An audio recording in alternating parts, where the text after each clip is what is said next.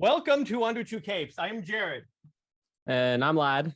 And I was just like to take a minute to welcome Lad back, the slacker.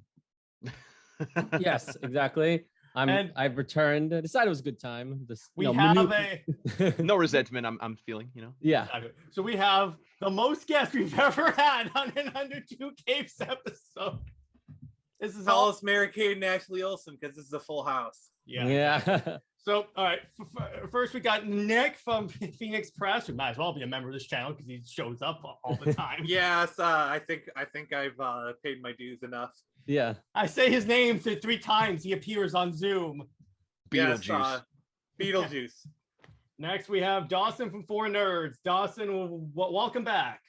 It's good to be back. I've been trying to get back on the show for a while. It's just things kept getting in the way and it kept ticking me off. And I'm just like, gosh, dang it, I got to get back. And so finally, it'll be back tonight. Good to be here. And finally, last but never least, we have the second guest ever to come on Under Two Capes. Makes his triumphant return, Max MVP Priestley. Well, welcome back, dude.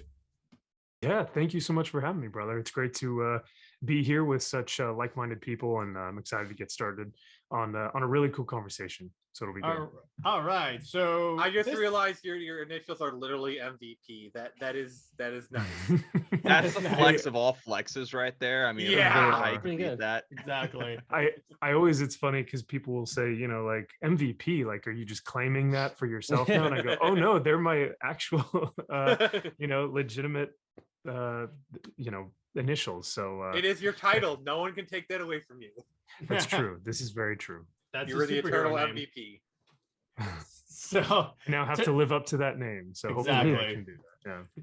And you do it very well. So today we are talking about a topic that I realize we have never done because we've never covered any comics that are non-Marvel or DC. So I figured for a little to break up the monotony, because there's only so much that we can talk about Superman, Batman, Wonder Woman, even though they seem to have like the Bible's worth of stories.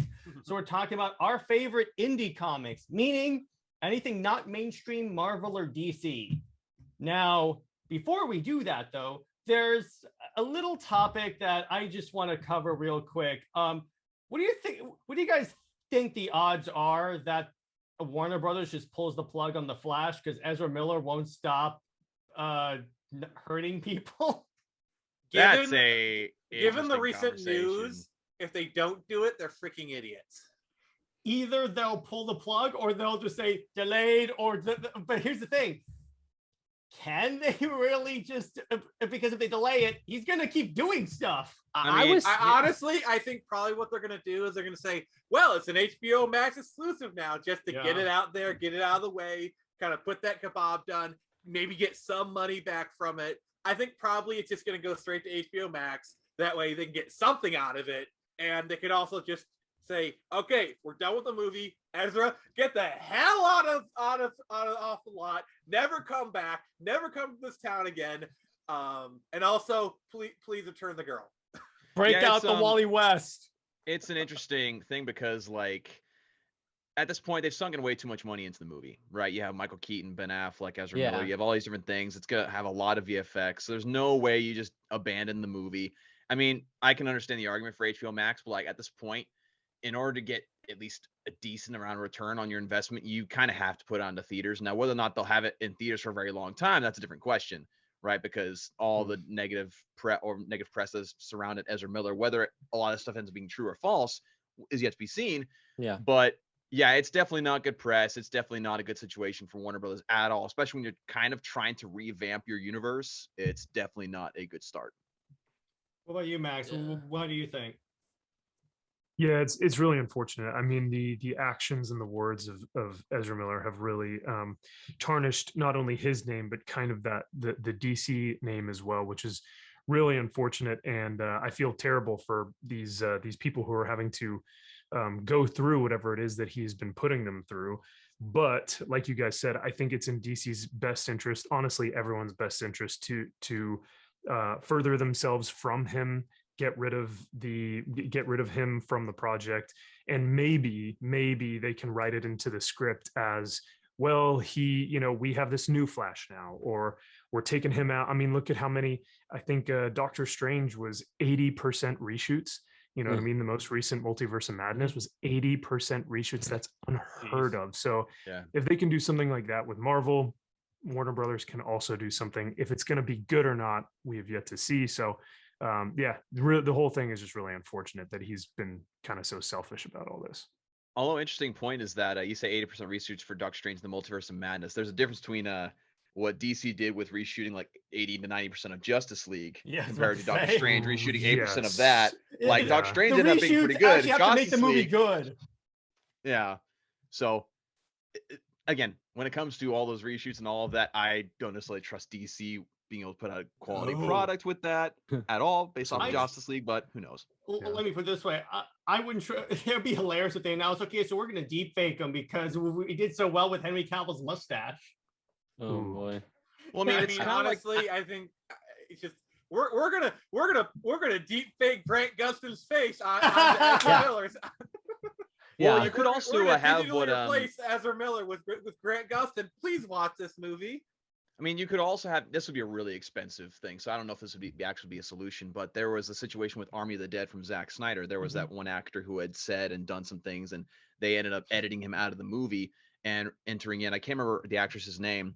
Obviously, you'd have to do, obviously you'd have to do a lot more work with that if you're going to replace Ezra Miller, but at the end of the day, that's just way too expensive. At this point, again, just put out the movie for a limited run, and then just wash your hands of it and be like, okay, let's move on to a different thing and see what happens. And then watch it. If they bring Zach back, I guarantee you what he'll do is he'll write it in. So like, Barry retired. This is Wally. Yeah, I was saying that like, or what you say is you have a Barry of a different universe come in. He looks nothing like Ezra Miller. Somehow he looks like Grant Gustin, but who cares? It's Grant Gustin. What were you saying, Lab? I was just saying that they need to release this movie as soon as possible before like things get worse. Like they delayed this movie. It was supposed to be like November or December, and then now it's delayed all the way till the summer. No, they should actually like move it back since the movie's already done filming. Just move it back and just release this thing as soon as possible before like things get worse. Get the movie out there, Keaton and everything, and then just do Wally West,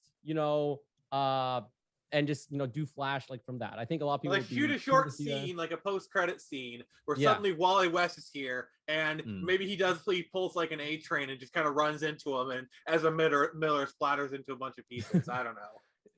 I don't know if they'd go for that, but that's actually really interesting, Lad. I didn't know that it's actually done shooting. So they have the film that they need, and now they're in the editing process. Like everything is all post I'm pretty sure it's all just in the editing process now. That it's just they have a lot of special effects. They're doing a lot of special effects. I forget who mentioned that, but a lot of special effects going into it.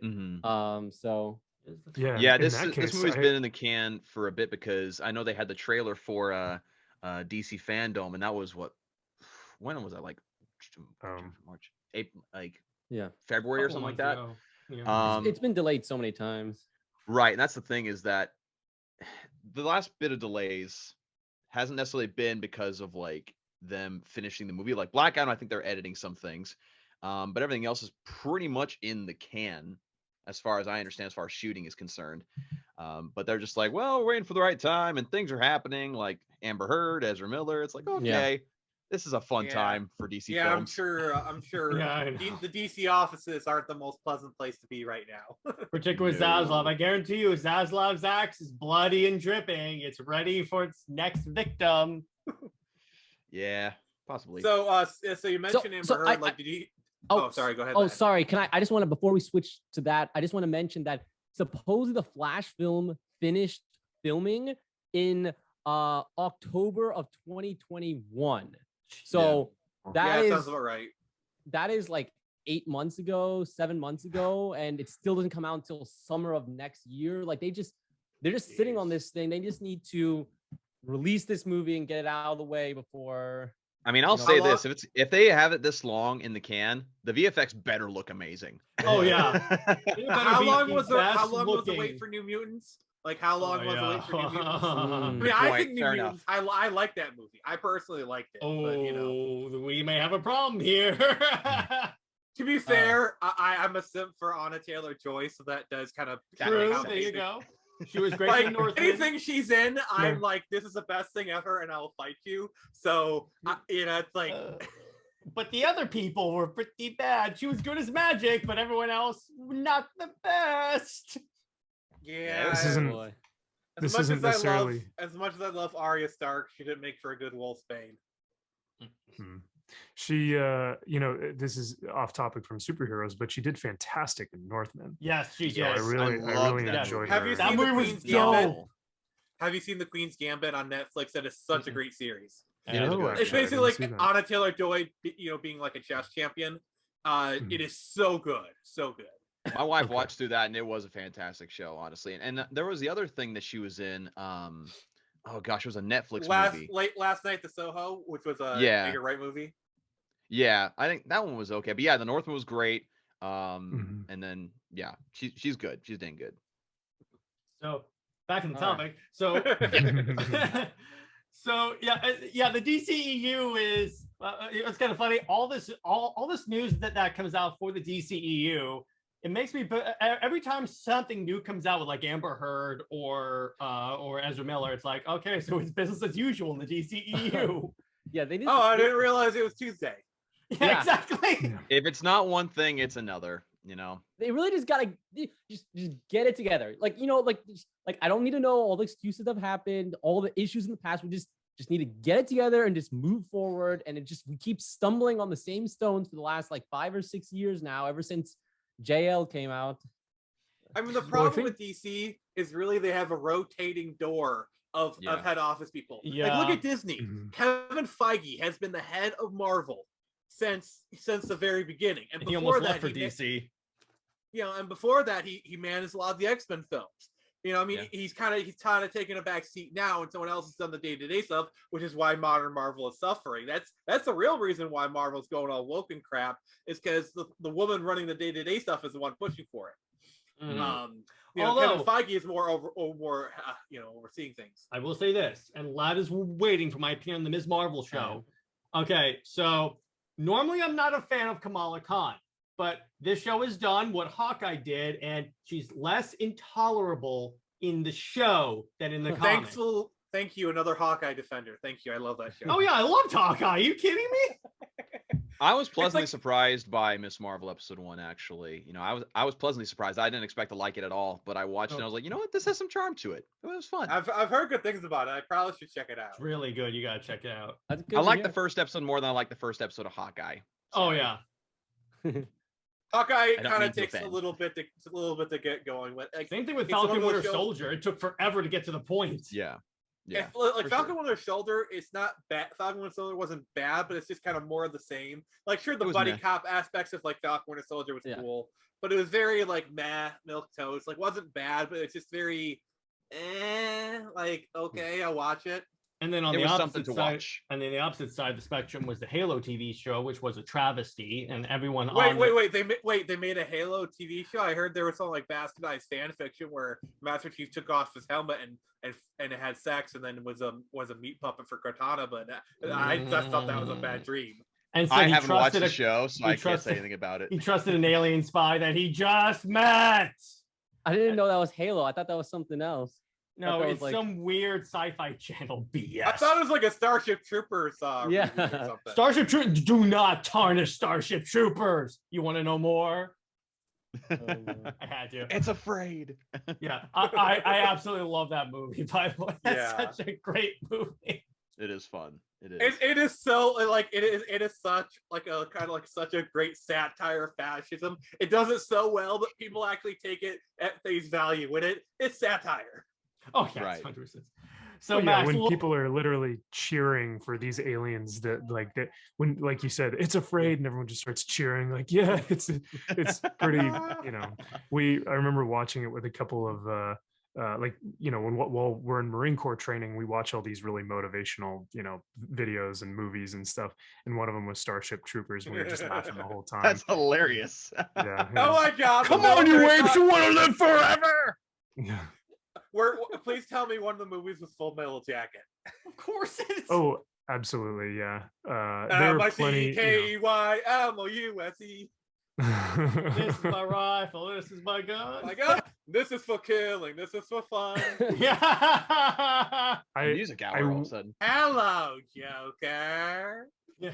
I wish I could say that there are, scenes that aren't accurate to Marine Corps boot camp, but they did their very best while researching and like doing a lot of the stuff, and it helps that one of the main actors, Arlie Ernie. Yeah.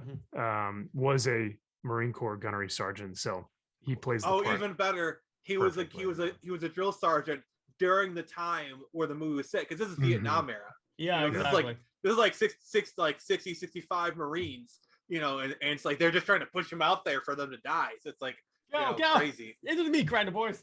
All right. So there's one more topic that I want to talk about before we get to the comics, and that is this past Tuesday, I think, Lad, was the 2-year anniversary of this very podcast. June 7th. Nice. Yeah. So it started whole thing in COVID, but here's the thing. Year one was just figuring out what the hell we wanted to cover on the show, because that's the tough part of YouTube, is finding that niche. Yes. And then year two is when I decided, okay, let's see if I can get some guests on there. So I just blasted out like, please come on the show. And then, it's like, it was literally like that. It's like me with an M60, just like scatter fire, see who responds.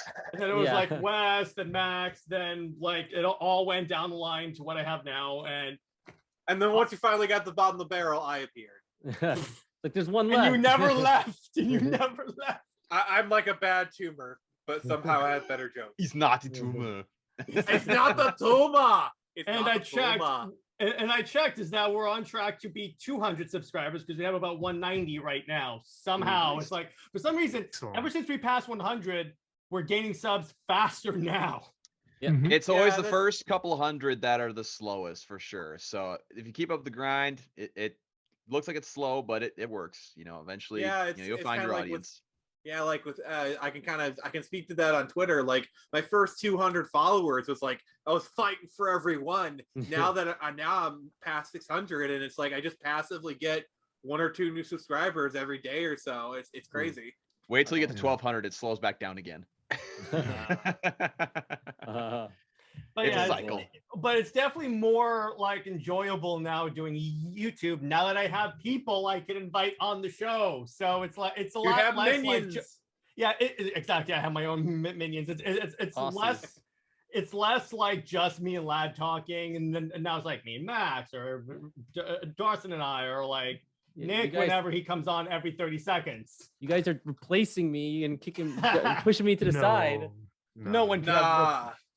You see, we're getting paid more, so there's a reason why you're getting paid. I'm not getting paid, Jared. You see, Lad, it's like we all invoked the meme at the same time. That was great. There's a reason why whenever I have a new guest on, I ask them who they prefer, Superman, Wonder Woman, or Batman, Wonder Woman. That's my, are you going to replace Live question? That's your gauge. That's my gauge. If they answer the right way, which pretty much everyone on this panel except Lad has answered correctly, then I know if it doesn't work out with Lad, I got these people. I'm a leader, not a follower, Jared. I have forged my own path ahead. Is that why whenever we play Halo, you always attach a grenade to the back of my head? I gotta, get you when you're not paying attention, Well, we're on the same team. To the back of the are you like that one person when in World of Warcraft, when doing dungeons, you play a rogue, you aggro everything and then pass it on to the healer and then tag out? I would do that. Leroy Jenkins. I was thinking. At least I got chicken. Hey, at least I got chicken. Yeah, that's right. Yep. If you guys have ever watched SAO Abridged, it's like an abridged version of an anime. anime. Oh my god! Yeah. So how dare you make me like, care about them? Well, it's also there's a scene where like, how many people of you guys have died screaming Leroy Jenkins? Too many, way too many. More than one, which in my opinion is grounds for extermination of the entire species. Sorry, there you go. You kind of hit a vein there because I love that show so much. Yeah, I really hate people. Oh boy, that's a good one. I love that speech. Before we move on, I gotta ask this one question, Max. So, how many times in the Marine Corps have you heard someone yell Leroy Jenkins as they're charging into battle? Oh gosh, into more actual than battle. into their actual battle 0. Okay, Oh my god! Thank God. Yeah, Thank you. yeah. In exercises and training events and boot camp and stuff like that, all the time you hear the craziest stuff from these guys, and it's a lot of fun. Even I said some wild, insane stuff. That was all right. So okay, now I want to know, what are some of the craziest things people have said going into battle? Oh boy. There's the classic phrase that a lot of guys will say that is actually from a historical Marine Corps officer, where he says, where in back in, I think it was a Vietnam era, the Marine Corps decided to move from one portion of the battlefield to another, and we did have to retreat due to some of the losses. But that leader said, retreat hell, like, we're just attacking in a different direction. So stuff like that was always fun, that if we ever had to move back or whatever, we'd say we're just attacking in a different direction. That's nice. But yeah, little things like that you'd hear that are fun or just insane, because you're like, that blows my mind. For the love of crayons! Yes, that too. I still can't get over that's a Marine Corps stereotype. You guys eat crayons. I ate crayons on one of my live streams. It was great. It's probably something made up by Air Force people. I'm willing to bet. I think it was just a meme by kind of everyone, because everyone adopted it, and it was, even the Marines were like, yeah, that tracks, that makes sense. So I think it was just fun all around for us to kind of embrace that. Yeah, if you can't beat them, join them. Yeah, exactly. So now we're going to get to the main event of the night, our favorite indie comics. So the way I'm going to go through this is, I think I'm going to have each of us go through like a list of like top 5, top 6 or whatever of our favorite indie comics. And to pick who will go first, I'm going to go with Dawson. I somehow knew. Mentally preparing. So I'm more powerful than Professor X now. All right, so just bring on my top 6, just kind of talk about them. Yeah, awesome. So a lot of my favorite indie comics have come out in the more recent years. One of course, is the most recent of all the ones I picked, and that's We Have Demons from Scott Snyder and Greg Capullo. It's Scott Snyder and Greg Capullo, of course. I mean, obviously, the combo, they're a dynamic duo. This was published through Comixology digitally, then through Dark Horse Comics. I actually just finished reading this the other day, the first 3 issues, which is book 1, so it's the end of the run right now. And it's just absolutely fantastic. Greg Capullo is the GOAT, in my opinion, as far as art is concerned. He's just absolutely phenomenal. I've been collecting a lot of his art for a long time, and it's just a very fun story. It's very much a interesting look into the elements of good versus evil, and how those things are made manifest in the story through things like Halo, held like a good people, or like a light element, and then Horn, which is the elements of like demons and such, and just absolutely phenomenal. I love the foil covers here, which Greg Capullo foil covers, if they come out, like, they have my money, so they kind of have their hands in my bank account at all times, which is only a little troubling, a little bit. But speaking of Greg Capullo, another one that I have is a more recent one, Reborn from Mark Millar and Greg Capullo. Although I'm not a huge fan of Mark Millar as a person, as a writer, he's got some good stuff, right? And this very similar elements of exploring good versus evil, but this is more of like the afterlife and a more alternative take on what happens after we die, and a very epic tale that ensues. And again, a lot of the reasons why I love this, because the art is just phenomenal. It's absolutely fantastic. And so I highly recommend this. And plus, like, this is the inner cover. It's freaking glorious. So Greg Capullo in gold foil. Like, you can't get any better than that, in my own personal opinion. I do have one that I do not have down here. Let me grab it really fast, because I'm a schmuck. That's true, but so, this is another one from Dark Horse Comics, and I actually had the chance to interview the author and illustrator of this book. It's called Everyone is Tulip.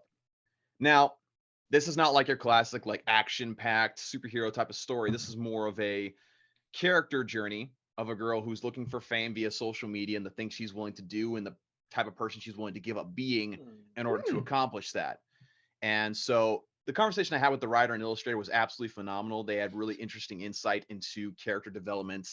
The illustration is absolutely beautiful. In fact, I think one of the illustrators, Nicole Gu, did a run of Batgirl a while back. I can't remember exactly when, but she's got some really great stuff going on. It's just a really interesting journey and look into the modern young mind. And the next two things that I have are from the same author, and it's actually my wife's favorite author. He's a fantasy novelist named Brandon Sanderson. Ooh. He has one series that's a graphic novel series called White Sand. And they're, again, more fantastical and deals with like these people who use the energy of the sands in order to like kind of like Jedi in a sense. They use the sand basically like Jedi use the Force in a sense. I don't like sand. It's rough and coarse and irritating, and it gets. I knew someone was going to make that joke. That's why I said it. That is why I said it.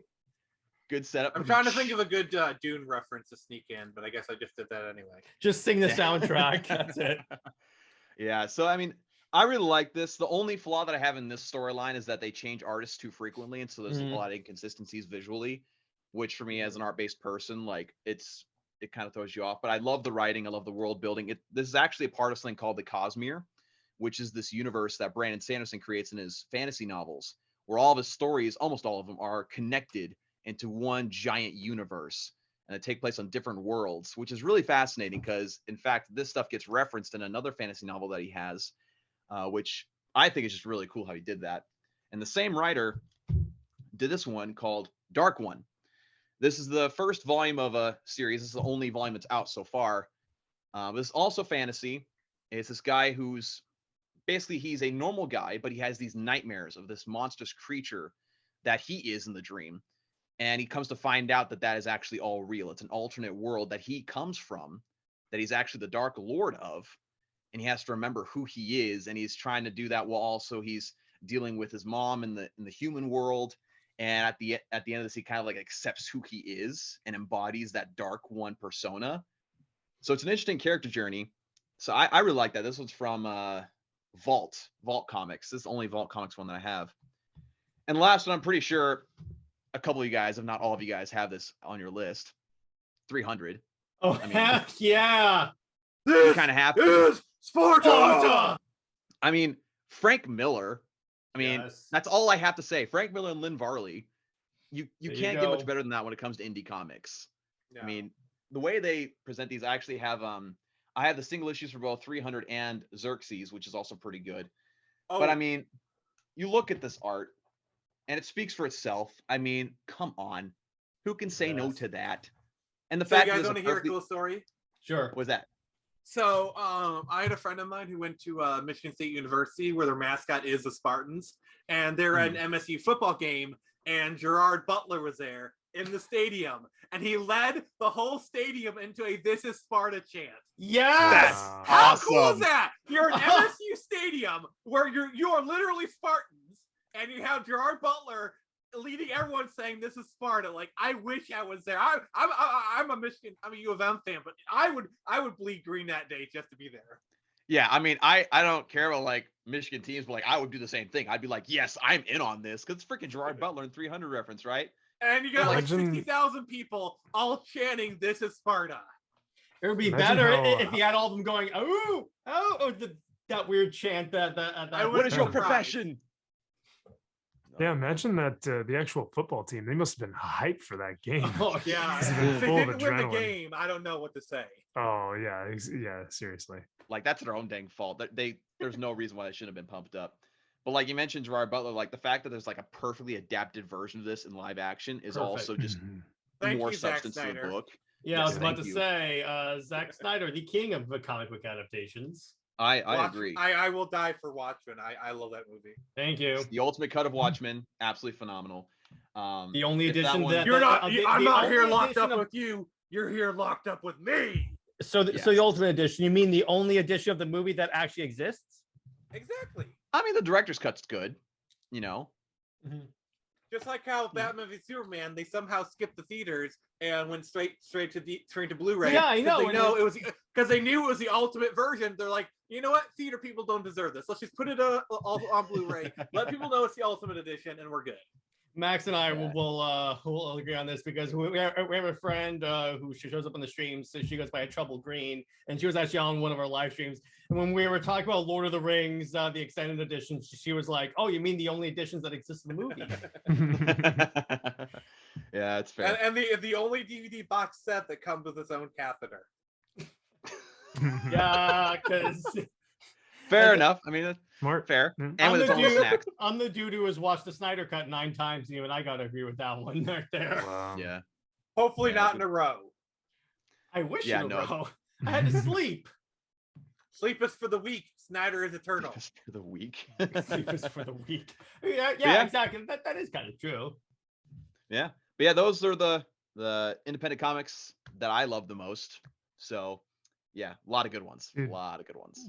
What an excellent list, and thank you for sharing some of those because there are quite a few on there that I need to check out that I haven't looked into yet.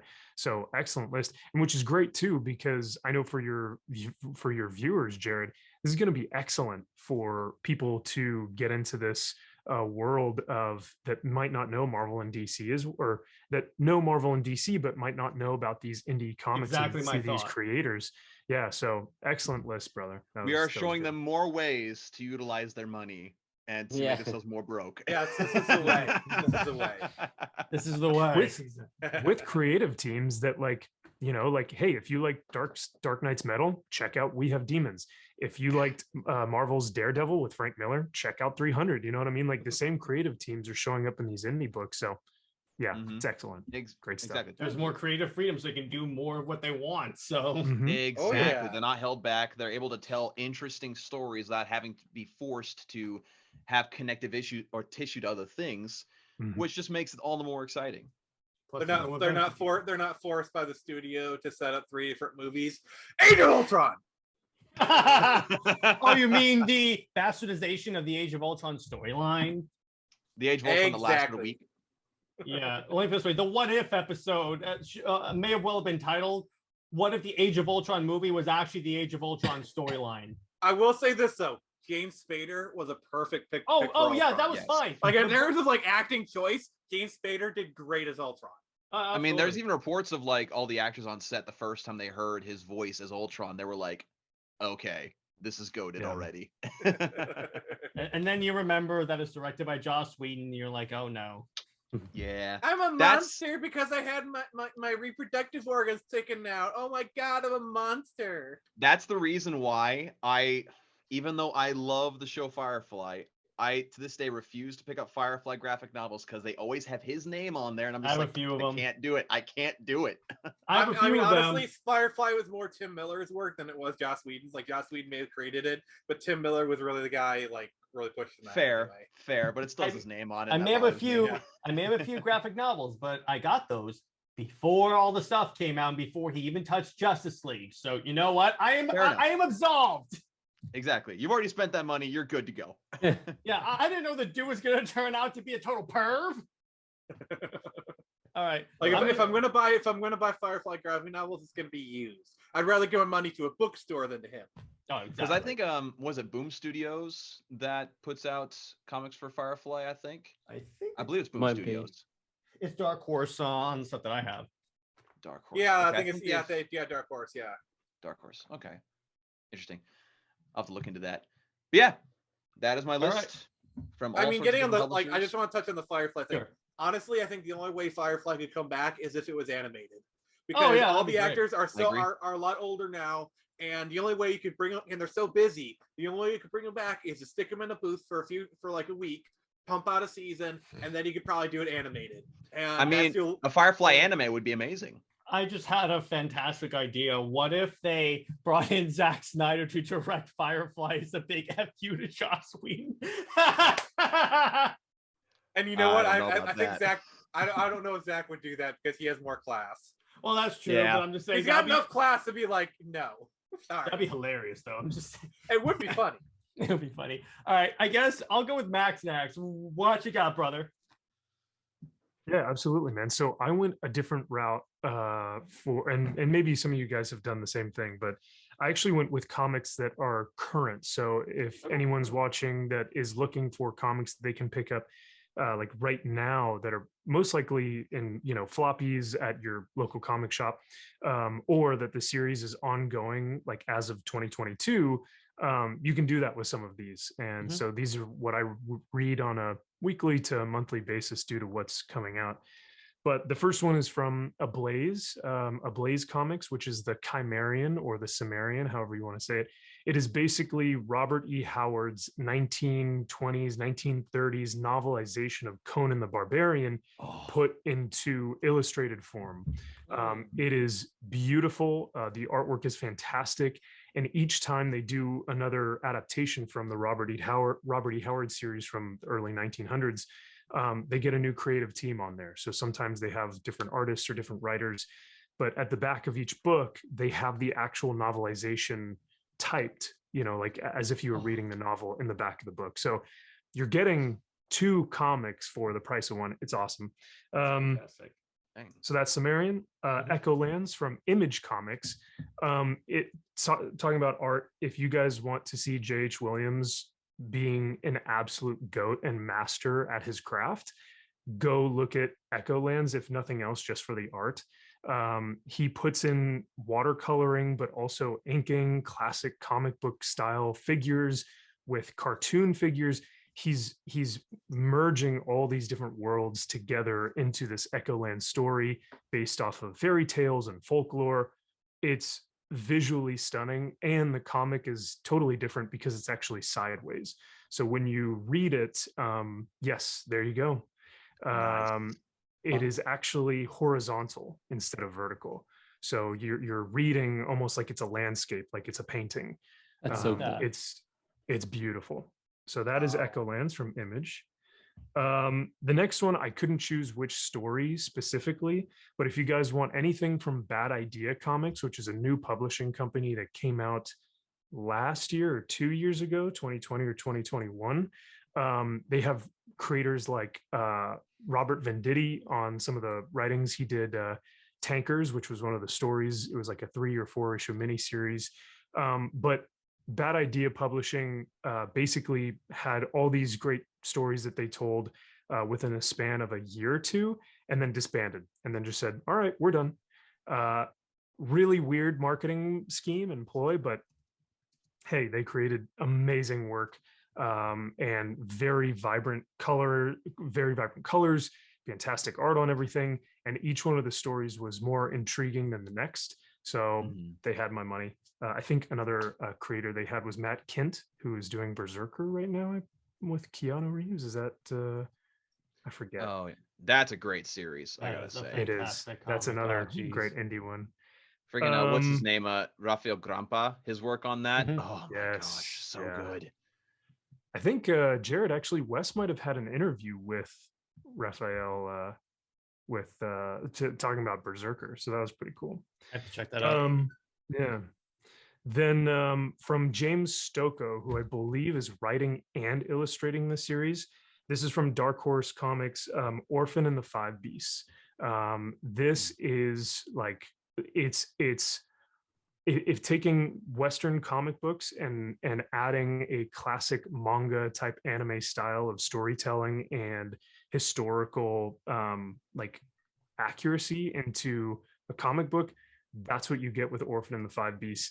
It is action packed from the very start of the comic to the last page. I think there are 3 issues out right now, and he's working on issue number 4. But it's basically this orphan who has to go town to town and fight these demons who have been corrupted by different, kind of lust and gluttony and pride and all these different things. And yeah, so beautiful work. And it's a really, really cool, like, coming of age story as this orphan goes through town to town. And last, I picked 2 that I couldn't decide which ones to go with, but one is Ultra Mega from Skybound or Image, and then the other one is Space Bastards.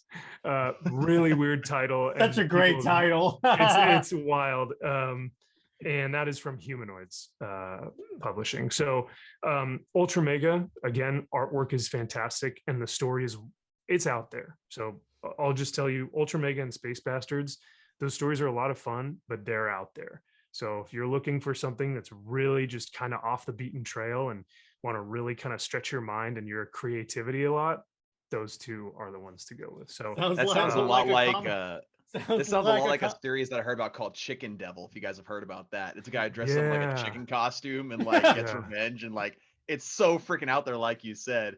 Those are Mhm. always some fun stuff. Like every now and then, just put that in your pile and just like, yeah, you know, this is fun. It also sounds like any comic written by Grant Morrison. Space Bastards is wild because it is a, you know, futuristic mailing service, and if you get paid by each package that you deliver, but each package is anywhere from $1 million to $1 billion. The only reason is because other mailmen can kill you and take the package for themselves to deliver it. So it is like all these space. different in space. Only the fastest of parcels survive. Exactly. So it's basically once that package gets scanned into their like little watch, it is a race for time to get that package delivered to the next, you know, recipient, as these other hitmen and, you know, mail deliverers are trying to kill the other ones to try and deliver this package for money. That really takes going postal to a whole new level. In the grim 100%. There you go. There's a catchphrase for you. We're, you know, taking postal, whatever. You go. Yeah. It's like if the U.S. Doc, Postal Service went and did the whole Hunger Games thing and took it really seriously. Yeah. In the grim dark future of the 41st millennium, there are only the postal wars. Exactly. So yeah. What about the franchise wars? That's true. Oh gosh. Oh boy. That's a whole nother stream. You have been fined 2 credits for a verbal violation. Or So yeah, that's it's a lot of fun. It's like very funny. It's a very funny series, and it's definitely not you know, like I'll just as a heads up, if you guys do want to buy this, it's not politically correct. There are expletives all over the place. It's you know, it's very like it's very R-rated, but like I said, it's funny, it's a lot of fun, it's a wild ride, and it's something that's so different than a lot of the things that I see. So I just have a good laugh when I read it. But leave it to the Marine to find a book that's expletive laden. exactly. So another good one. Another good one that's delivered on time. Are they delivered on time? Ooh, see, so these aren't Space Bastards isn't crowdfunded, so it was a monthly comic. It was delivered on time. Yeah. Dang. Oh, so they lived up to their name of good postal service. That's good. There you go. There No one killed these publishers when they were making it. So yeah. But another good recent comic, I just thought of this just now because you talk about recent indie comics, is Frank Frazetta's Death Dealer. I've been reading that, and that one's, you talk about like more like mature R-rated, like that's a really good one so far. I love me some Frazetta art. Oh yeah, it's fantastic. Like you were saying earlier about, you know, Greg Capullo is in your wallet. Well, Frank Frazetta and his Death Dealer series, even though there have only been 2 issues, somehow I have like 10 issues because it's all the variant covers. Because I bought you know, cover A, B, C, D for both issues, and now I'm just like, oh, good. My shop only has 1 cover for each. So I have a question. But if they did have, I get them. Because Frank Frazetta has been passed on for some time now. Like, how is this happening? This is actually from the Frazetta girls. So his daughter and then her daughter are on the project overseeing everything, and then they have a creative team. It's through Opus Publishing. But are they using like Frank Frazetta's old art, or are they like, are the girls doing art themselves that are inspired by their father? I'm trying to understand what's going on. So it's Frank Frazetta's Death Dealer is what they're naming it. So it's like his creation, but like I don't think he's ever able to illustrate. In fact, I can bring out an issue and read who. So he originally created it, but like they're kind of just taking it and making it a thing. Well, Frank Frazetta initially, because I looked into this too, because I was really interested, but Frank Frazetta was really the only reason why Death Dealer came to be was because of his artwork. He never actually created a story for Death Dealer or like a comic or any type of thing. It was really when Verotic Publishing took a hold of the Death Dealer title. So it was Glenn Danzig and I forget his name, Simeon Bianchi or something like that. But Glenn Danzig basically took Death Dealer, created a 4-issue miniseries, and then Image got a hold of it for a while, and now it's with Opus Publishing. But and this all of happened these kind of like way back when, and now they're kind of restarting it because like he's been Correct. passed away for some time now. I'm not Yep. trying. I'm just trying to understand. Absolutely, man. Yeah, me too. Because, like I said, I was doing the same thing. I was like, okay, so is this his vision or something? But this is from the Frazetta like estate. Like I said, his two daughters are overseeing this. But the story is based off of what I can only imagine is what the Frazetta estate is trying to do. The covers are they have variant covers that are based off of Frazetta's artwork. Like it is his artwork just reprinted and maybe like touched up with color. But like I said, Frazetta, and you can correct me if I'm wrong, if I say something incorrect here as well, but from what I researched, Frazetta was responsible for the paintings only and the name of Death Dealer. And then once Verotic Publishing got a hold of it, that's when they created the whole backstory of this sentient helmet that's been alive for centuries. And once you put it on, you get like kind of this venom symbiote thing where so kind of like a your Dr. internal Fate kind of monologue. situation.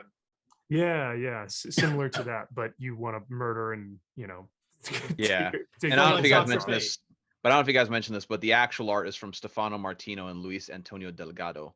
That's the actual artist, but they, like you said, the paintings were Frank Frazetta's work. Okay. I was kind of confused. The way you explained it, it sounds pretty much on the level, so it's all good. I mean, we're talking about a sentient helmet story here, so I mean, with Frank Frazetta, you never know. It could be doing this from beyond the grave, Yeah, for real. Maybe there's like an actual helmet that Frank Frazetta transferred his. Well, yeah, pretty much. That's what I was going towards. It's Walt Disney situation. Yeah, exactly. It's a Walt Disney situation. Oh, and you're saying that Disney created the movie Frozen so they can avoid the search term of Walt Disney Frozen. I love that conspiracy theory so much. It makes so much little sense that I love it. Mm-hmm. Let me put my tin hat on, made from comic pages. So yeah, that's another great one, brother. So thank you for bringing that up. Yeah, Death Dealer is excellent. I would say Death Dealer and Chimerian are both, like, for me, when those come out every month, I read those first. Like that's the top of my pile. I read it almost immediately. They are both master classes. They're very well done. And to the original owner of, like, Robert E. Howard for Conan and Frank Frazetta for Death Dealer, both are done in such a respectable and like honorable way for these creators to like see their creation come to fruition and see like these stories come to life. I feel like every issue is just honoring them. So those are two really cool fantasy, like, Dungeons and Dragons type series. So a lot of fun. Yeah, it's a lot like The Last God, the DC Black Label story. I'm reading through that right now. It's very similar. Like Riccardo Frederici, I would love to see him illustrate some Conan stuff. Dude, oh my gosh. That's that was Philip Kennedy Johnson, wasn't it? Who wrote that one? Yeah, nice. Good stuff. And if you see the hardcover of it, it's like, so I have the where's the exterior cover? The exterior cover is like this, but on the inside it's got like a map of the world in the story. This is so cool. That's cool. I need to get that book. That's so cool. But the inner cover looks like an old like spell book, so it looks like it's all worn out in the design. It's in my bedroom, or else I'd get it. But it's so beautiful. That's so cool. It's like there was the book by Grant Morrison and Dan Mora, Klaus, that came out a few years back, and the graphic novel is like because Klaus is about like, what if Santa Claus was this like, cool Viking who saves this town from evil and stuff. And the graphic novel, all the pages are inlaid with gold. So it looks like, this nice Christmas, Christmassy kind of story book that you open. So how they make these graphic novels really does it like the story justice as well. So that's pretty rad. Yeah. Speaking of Dan Mora, Once and Future, that's another good one. Yeah. Excellent.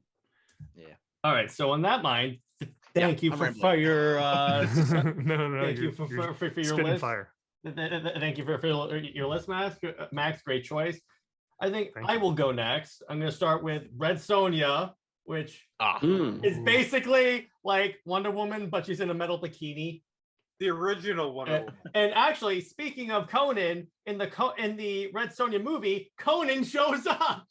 No, what? Yeah. And even Really? in the comics, they team up like all the time.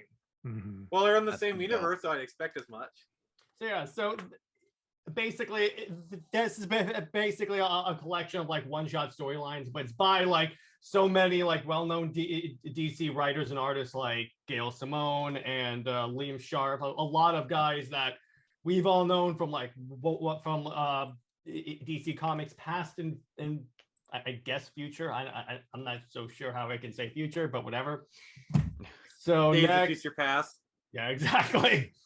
There you I go. hope it's not that bad. Next, Terminal Lance, and Max will appreciate Yeah. this. So this started as like a traditional Nice. like newspaper comic strip on life in the Marine Mhm. Corps, and it just got collected into like basically a book. And then but obviously I got this because I'm a big fan of military humor. So a lot of the stuff I got. So there you go.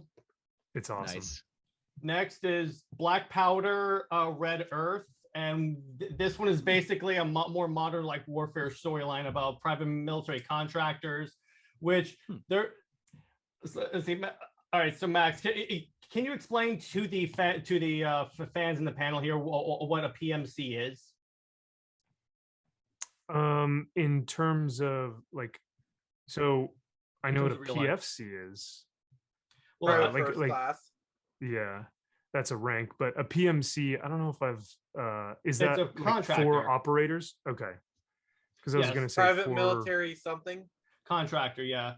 The way I understand it is that they're basically doing the same thing the military does, but for a higher paycheck, and it's like not necessarily for one country or another. It just depends. Mm. But anyway, so Mercenaries. yeah, kind of. So it's basically this covers a lot of it. It's actually kind of funny because when I was looking at the reviews of this book, one of the things is like there's no dialogue when there's an action scene, and I'm like, well, it's actually realistic because these guys are all special operations guys and they don't talk when they're actually kicking down doors. So I'm like, why would they be going? They're not going to go Leroy Jenkins. Speaking of a joke right there. Next, speaking of Scott Snyder, Noctera. Nice. oh, good Oh one. my Very god! nice. Because Good one. first off, I'm a big fan of Tony S. Daniels' art from like Superman, Yeah. Wonder Woman, and anything he does on DC. But He's done good. so, for those of you that don't know, this is a storyline where the Earth is in perpetual darkness, and if you're exposed to the darkness for like a long time, you get turned into a zombie. So everyone has to live with big neon lights everywhere, and the main character Val Riggs is like I think that they call her a ferryman, and she basically drives a truck and transports people to and from places, to and from the light. Nice. You mentioned my Yep. next one. Well, I'm sorry. Go ahead, Max. Oh, I was just gonna say, yeah, that's one that people can start picking up at their Yeah. local comic shop right now. It's an ongoing series, and it's one of those series that like almost gets better as you continue to read on, which is rare. Some series kind of Yeah. drop off. So It's also the thing I really hope there's a movie someday because it seems like there would be a really good like Resident Evil style movie, except good. Well, no, I can we agree have with to let the Hollywood shake itself out first. So. Oh yeah. yeah, Next is Berserker by Keanu Reeves. there you go. Yes, There you you know go. I I- would have added this. I would have had this, but I figured somebody else would. So I was just like, you know what? Let somebody Yeah. else talk about it. So basically, he's Jared's an got immortal it. warrior that basically just kills people and is regaining his memories. He's existed since like the ancient days of man, and he's like a weapon. So it's like So is Keanu Reeves. it's Keanu Reeves. It's basically John Wick, but with bows and arrows and guns. So It's Keanu Reeves' inner self, is what this book is. I mean, we all know Keanu Reeves is an immortal vampire, so it's all good. oh yeah, of course.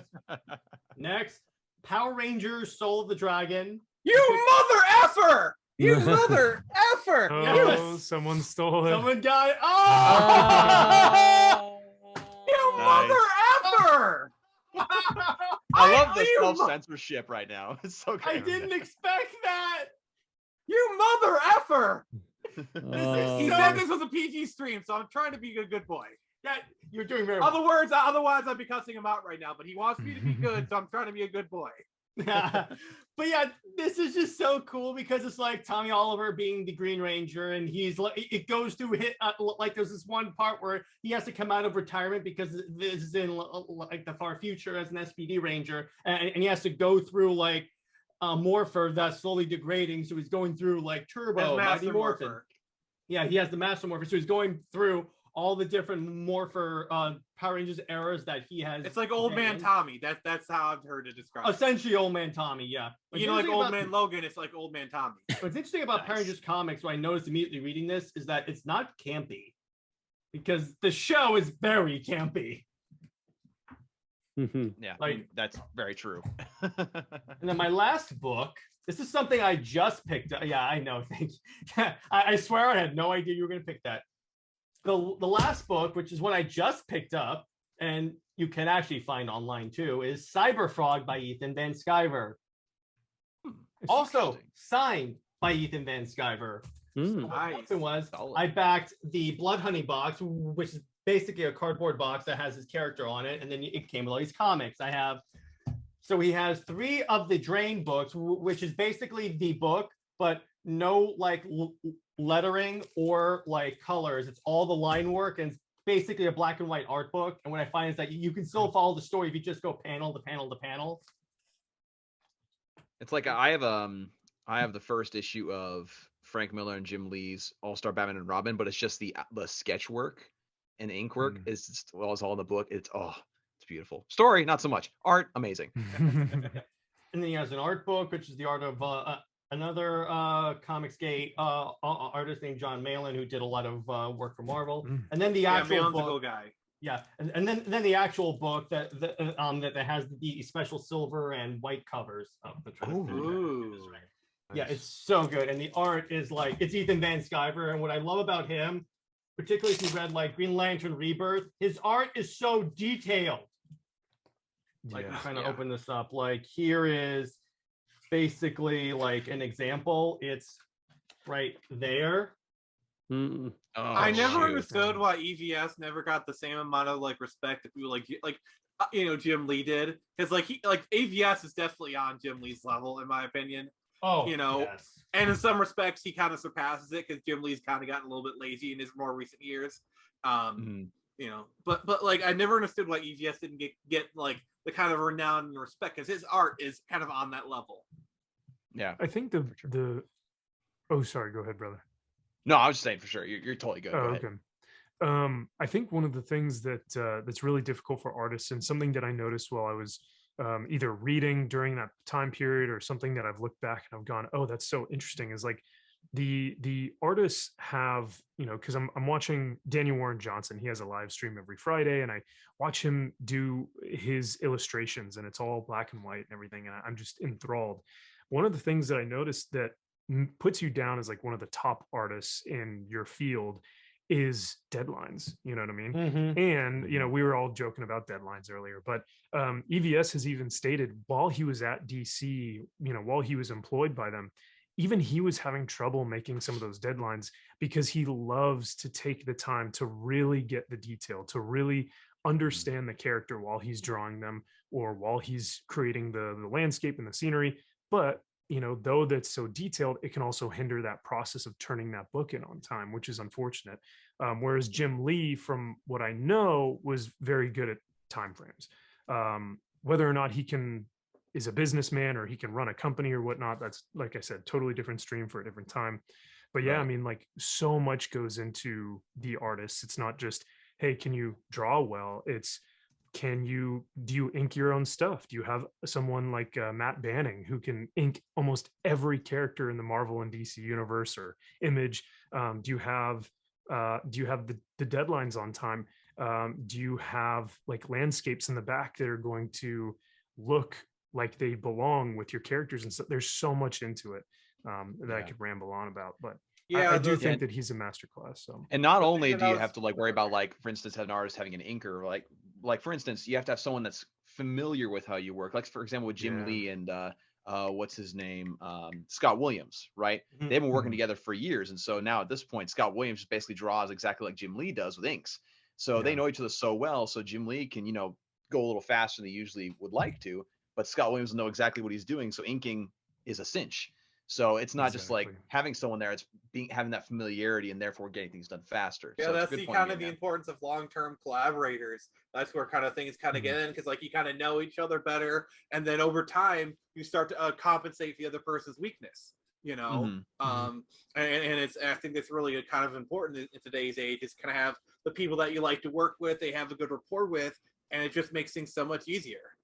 It's why you have all these different artists, like all the good artists, at least most of their work recently, you'll see their names are alongside all the same names. Like, for instance, I mentioned Greg Capullo. Greg Capullo's name is always next to Jonathan Glapion or FCO Placencia, right? His name's always next to them because he's worked with them for so long, and hence why his stuff ends up looking as phenomenal as it does, because there's consistency and they understand each other. Speaking of Jim Lee and Scott Williams, I also have the Justice League. Basically, Dream, that's the first 2 volumes of the new 52 Justice League, but that's unwrapped, right? Yeah. Wait. I have that one too. Yeah. Wait.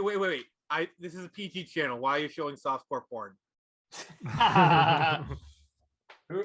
Yeah, I have that Justice League unwrapped, and I also have Court of Owls unwrapped. I need to get Death of the Family unwrapped, and I've also an Andy Kubert unwrapped too. Those are phenomenal. I love learning from those.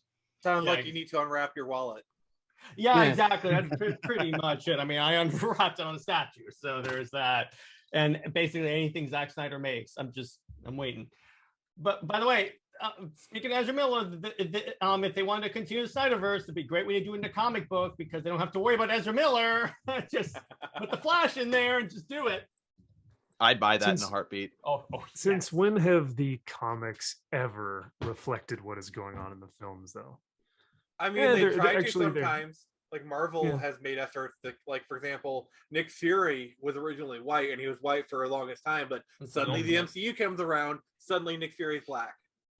And you also had the Ultimate Universe too, which is very clearly, which is what inspired the MCU. Yeah, I get that. Yeah. Yeah, but anyways, so the reason why I got this is because he's always been one of my favorite artists, and the problem I have with DC right now is that they seem to be losing a lot of their top talent, like their top writers and artists. Like, I think last year Jason Fabok left. It's like they're losing, and from what I hear, Jim Lee may be the next to go. So it's like they're losing. That'll be a big hit. They're losing all their people that made DC like DC, because I've always maintained DC in terms of quality of storytelling and art is the top comic book publisher. The only reason why I think Marvel surpasses them is because they flood the market with 8,000 books. Also, I mean, you mentioned all the different top talent coming out of DC. You notice that most of those don't jump ship to Marvel. They make their own companies or go to independent work. Yeah, like now Scott Snyder has his own publication company. Frank Miller is now starting his own publication company. You know, all these different people. You also have Rob Liefeld, who's a part of Image Comics for a long time. You know, Todd McFarlane, all those guys. They're doing independent work. And that's where you're seeing all the top talent go, because they have that option, because they have recognizable names. Yeah, that's true. Well, yeah, that's true. I was like, go ahead, Max. Sorry, brother. I was just going to say what's interesting is that you never, in a million years, I'd never think that DC would be a stepping stone to something else. You know, like, because for me, if I got to DC, I'd be like, I've made it. You know, I'm here. You know, like, this is my, like, I get to draw Batman. Like, what? Yeah. You know what I mean? Now it's just a dream job. Yeah, now it's just like, okay, well, this is step one. Now I need to start my own company, or now I need to do crowdfunding, or now I need to, well, the big thing now is Netflix deals. You know, a lot of people we're seeing going to Netflix deals. And now those are starting to go away. Yeah, because Netflix is so slowly dying. Well, it's oversaturated. I mean, look at how many, there's so many shows out right now that, you know, I'm still trying to catch up on shows from last year. So I think there's just an oversaturation in the market. Give it 5 years, a lot of these streaming services are going to die off. I'm calling it. I mean, you mentioned also like the outsourcing of like comic material and comic talent to Netflix. Like, you know, I mentioned Reborn from Mark Millar. Mark Millar had another product that was on Netflix, right? And that ended up getting the can after one season. And then Reborn, the same book that I brought up, there's like contracts for a series on Netflix about it, but there's no news about it whatsoever. And it's been in the works since like 2017, I think. It's been contracted for that long. So that's not happening. Well, the other thing about Mark Millar is he has a history of his stuff getting adapted for movies. So that's a little bit of a different situation. So he has options. Right. And normally with Mark Millar's like movie adaptations, they're really hit or miss. Like the first couple of Kingsman movies were good, but and nowhere near as good as Kick-Ass. The first Kingsman is really, really good. Like that's like one of the best. I love that movie. Second one sucks. I haven't seen the third one. First Kick-Ass is pretty good. The second one was okay. I haven't seen I think I saw Wanted. That was okay. Wanted was pretty good. There's so many there's so many properties that I had no idea were based on comic books. Right. It would be interesting to see King of Spies done well. His most recent, because I think that was him, right? His most recent work. I think so. Yeah. Let me look that up actually. I fear they turned it into a Kingsman property because like, oh, Mark Millar Spies, we'll just turn it into Kingsman brand recognition. Yeah, it's Mark Millar. Yep. Okay. But I did enjoy that one. I thought that was kind of a cool, interesting premise. But yeah, I mean, we're definitely, because they also had the Amazon Prime. Or no, I'm thinking of something different. Oh, Amazon Prime's definitely in the game because they got like The Boys and Invincible. I was thinking of Invincible, so good. Oh man, I've been meaning to get the compendiums for Invincible because I like need to. Speaking of compendiums, though, that this is an honorable mention. Spawn. Nice. I love Spawn. Excellent. Good pretty stuff. Pretty thick boy. Yeah, exactly. With 2 C's. Yeah, it's almost like my Grant Morrison JLA omnibus. Yeah. The Green Lantern, Jeff Johns and Ethan Van Sciver, like, There's 3 Rebirth, volumes of that. Like that thing, I'll be like reading it in like I'll either have to read it in a chair or like somehow where it's on a table, because when I'm have like a trying pulpit. To like the gospel according to Jeff Johns. I mean, if you need exercise, you can just be like, get the book and start curling. Exactly. Yeah. Never skip arm day right there. It really does need a pulpit, though. I mean, for a lot of Green Lantern fans, that is gospel. Like that Green Lantern series, myself included. But but if you're like trying to, oh, sorry, go ahead. Sorry. Oh, I was just gonna say, if you're trying to lay down and read that thing, it's gonna be suffocating you. It's gonna crush your chest.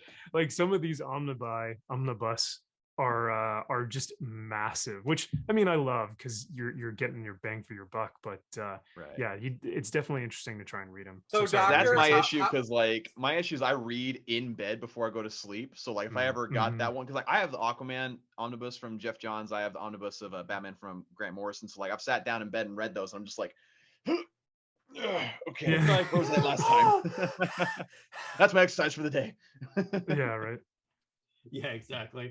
But it's like it's like when I showed my dad my Grant Morrison JLA omnibus, he's like, how many what?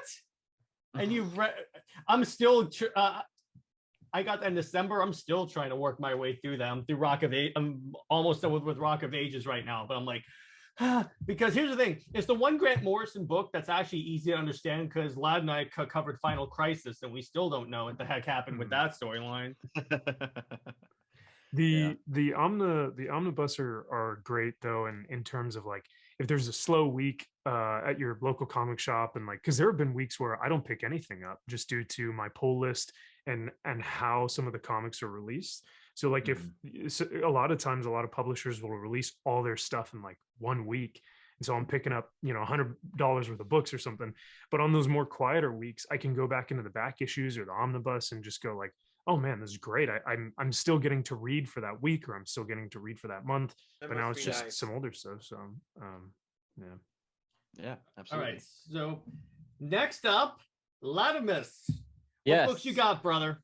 So for those that are unaware, that I'm more familiar with comic books in the movie side and shows, and through Jared, he introduces me, okay, everyone, before I get beat up over here, introduced me to more of the comic book side. And I've always loved comic books, but it's usually been like with properties I know. So I usually am more familiar with Spider-Man and some, Batman, some of like the Marvel and DC. I haven't branched out as much into some of the other publishers, but there's a few that I wanted to mention. Is Jared mentioned earlier, but some of the Power Ranger comics from Boom Studios are really fun. Yeah, eat it, I Nick. love they do some cool stuff in these comics because they actually make it a little bit more serious, less campy, some more mature storylines. So kind of like doing more like mature Power Rangers, doing something fun and exciting, because those are good characters, but obviously it's always going to be at like a,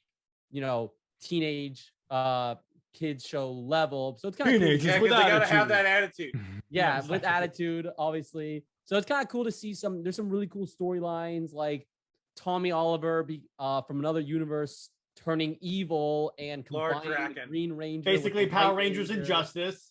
Yeah, Lord Draken. Lord Draken, and him basically going through the universe and hunting down Rangers. So there's lots of cool stuff Shattered like that. Grid. Shattered Grid, yeah. So I kind of like some of that storylines. Another one I just wanted to mention briefly is from IDW Publishing. The Transformers series is really fun. They do some really cool storylines there. Just branch out, you know, obviously do some like more mature storylines, do stuff that's more interesting other than just Autobots and Decepticons fighting on Earth. And there's the kids that somehow save the entire day and something, you know, they kind of focus more on like the space adventures and maybe like political, you know, directions. Autobots. So Roll out.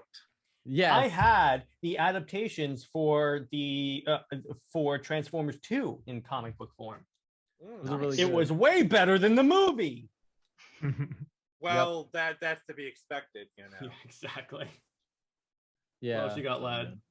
So those are just some of the comic books I'm thinking off the top of my head that I've really more indie side that I've really enjoyed.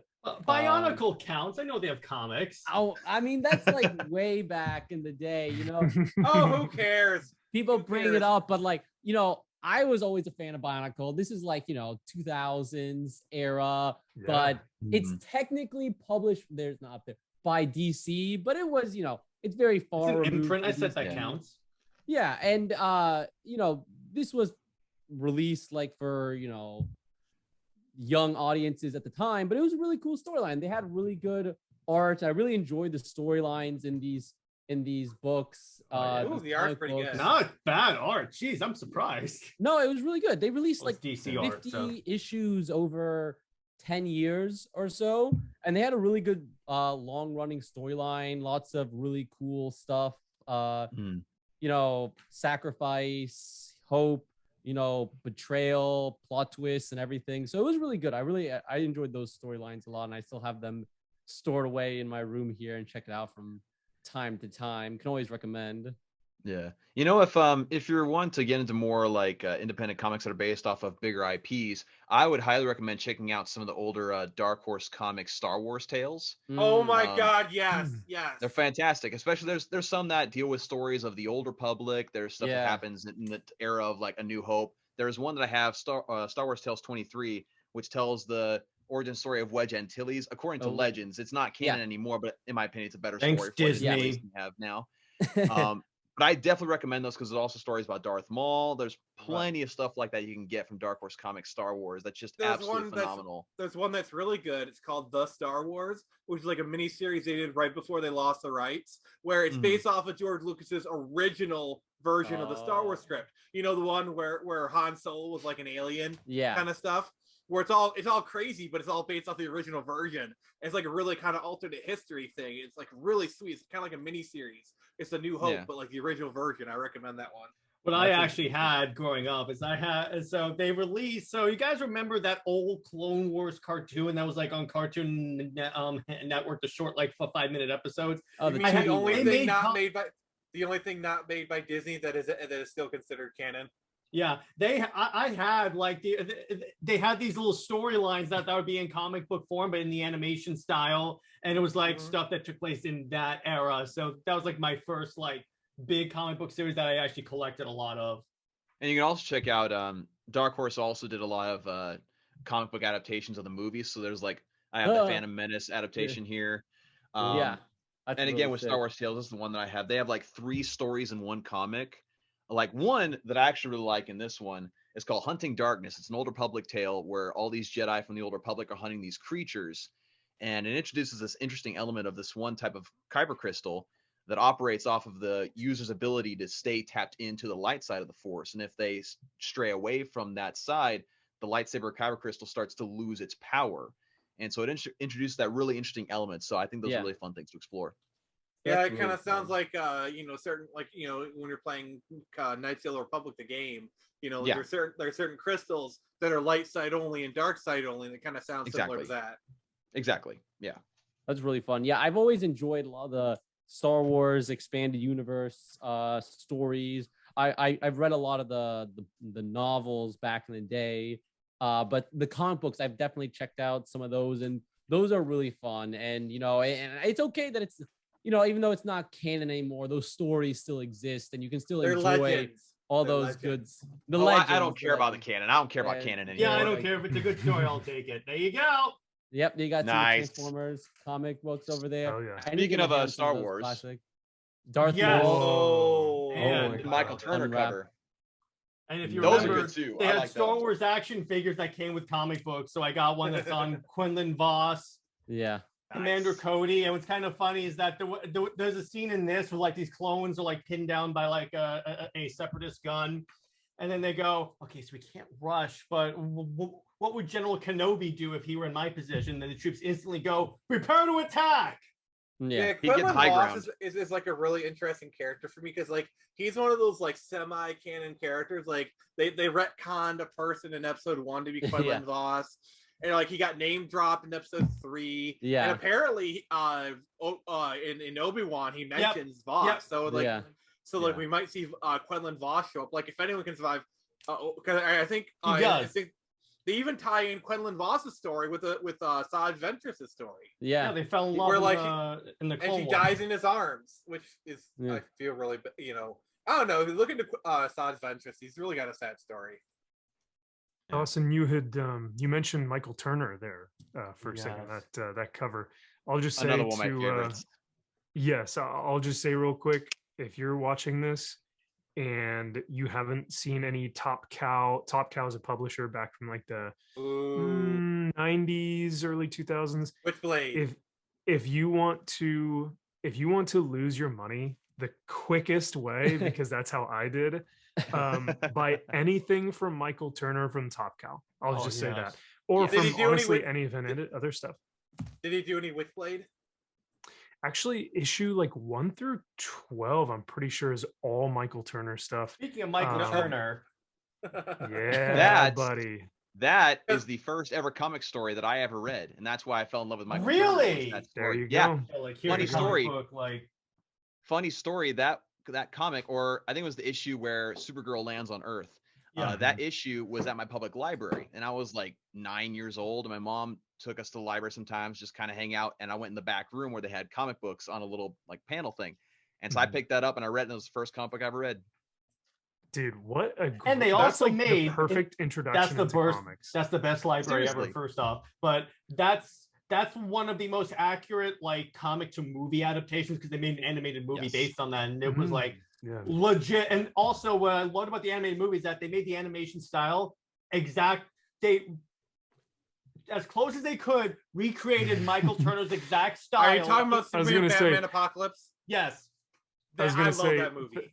Thank you for saying as close as they could, because I was like, R.I.P. Michael Turner. No one could Michael replicate Turner. that. No, but not even close. Yeah. My favorite part of that movie and comic is when Batman confronts Darkseid, and he's like, "I've activated the Hell Spores. They're about to blow Apocalypse up," and then Darkseid's like, "There's no way you decrypted my secret code," and then he goes, "Omega Lambda 7." Bluffing? And then Darkseid's like, "If the Amazon or the Kryptonian did this, I wouldn't think they would go through with it. But you, only Batman could get Darkseid's respect." Like, but I will say such this: a Batman moment. I will say this, like the fact that that's my first comic I ever read, Jeff Loeb and Michael Turner, that kind of set my standards high for comic books for a long time. Well, Jeff, because then anything after that, Jeff Loeb did do Batman Hush, so pretty good. And Spider-Man Blue. Oh yeah, he did, huh? if I ever get the financial restraint under control of buying comic books and variant covers and Michael Turner stuff, You're a comic book YouTuber. That will never happen. Exactly. I mean, look at I spend my life savings on statues and comics. So basically, if I don't want to make you jealous, I have to track down some original Michael Turner art. 100%. It'll cost me a lot of money, but it'll be worth. Yeah. Oh, go ahead. Worth it for the flex. Like, hey, I got a panel of Michael Turner art. So from now on, whenever I get anything Michael Turner, I'm going to immediately send to Max and go, guess what I got? Oh, man. See, that same shop I got the Darth Maul cover from, I also got a sketch cover of Suicide Squad where it was a Michael Turner sketch of Joker, which is nice. You better be careful because MVP might go over your house and steal it. These are Marines. You can stealth. I'm in an undisclosed location. Yeah, I would never think of such a thing. But although we all joke around about taking his statues, so those are pretty sweet statues. Well, thank you, sir. Yeah, there's a running joke on my live stream that all the viewers want to come and find me and take these statues, which is like, hey, if they can carry them, because Superman over here is probably about 3 or 4 feet tall, so if they can carry him out. Be my guest. But the Michael Turner that is like a lot of people when they think of Supergirl, they think of that classic Michael Turner art. He does her so well.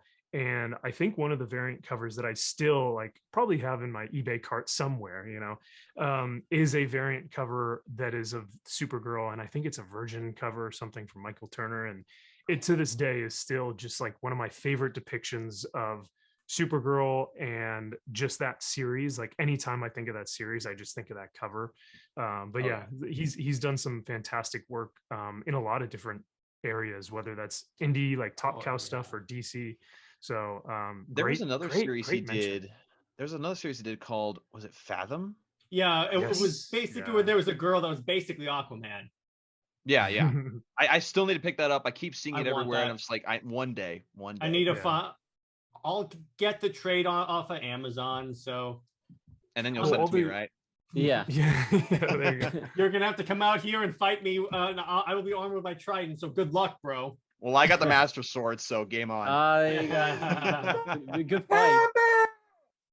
Lionel will bring his lightsabers. We'll all have an epic battle. Yeah, just and then I'll just throw this at you. By the way, I saw that you were playing around with a battle ring. That is badass, bro. MVP will just like toss one of his statues and just take someone out, hit him in the head with it. Yeah. He's charging with the Punisher like it's a battering ram. Yeah. That works. I'm always surprised at how heavy these things are, but they're the quality is unbeatable. So heavy or not, but they look. I do have awesome. That little guy right there from Infinity War. Ooh, nice. Oh, nice, dude. Okay. Now we're talking. I see you. All right. We got some. I'll bring my Excalibur now. That's what I'm bringing. Everyone has to flex the weapons now. It's a Force FX, so it's actually pretty fancy. Sick. Hell yeah. I'm one with the Force. The Force is with me.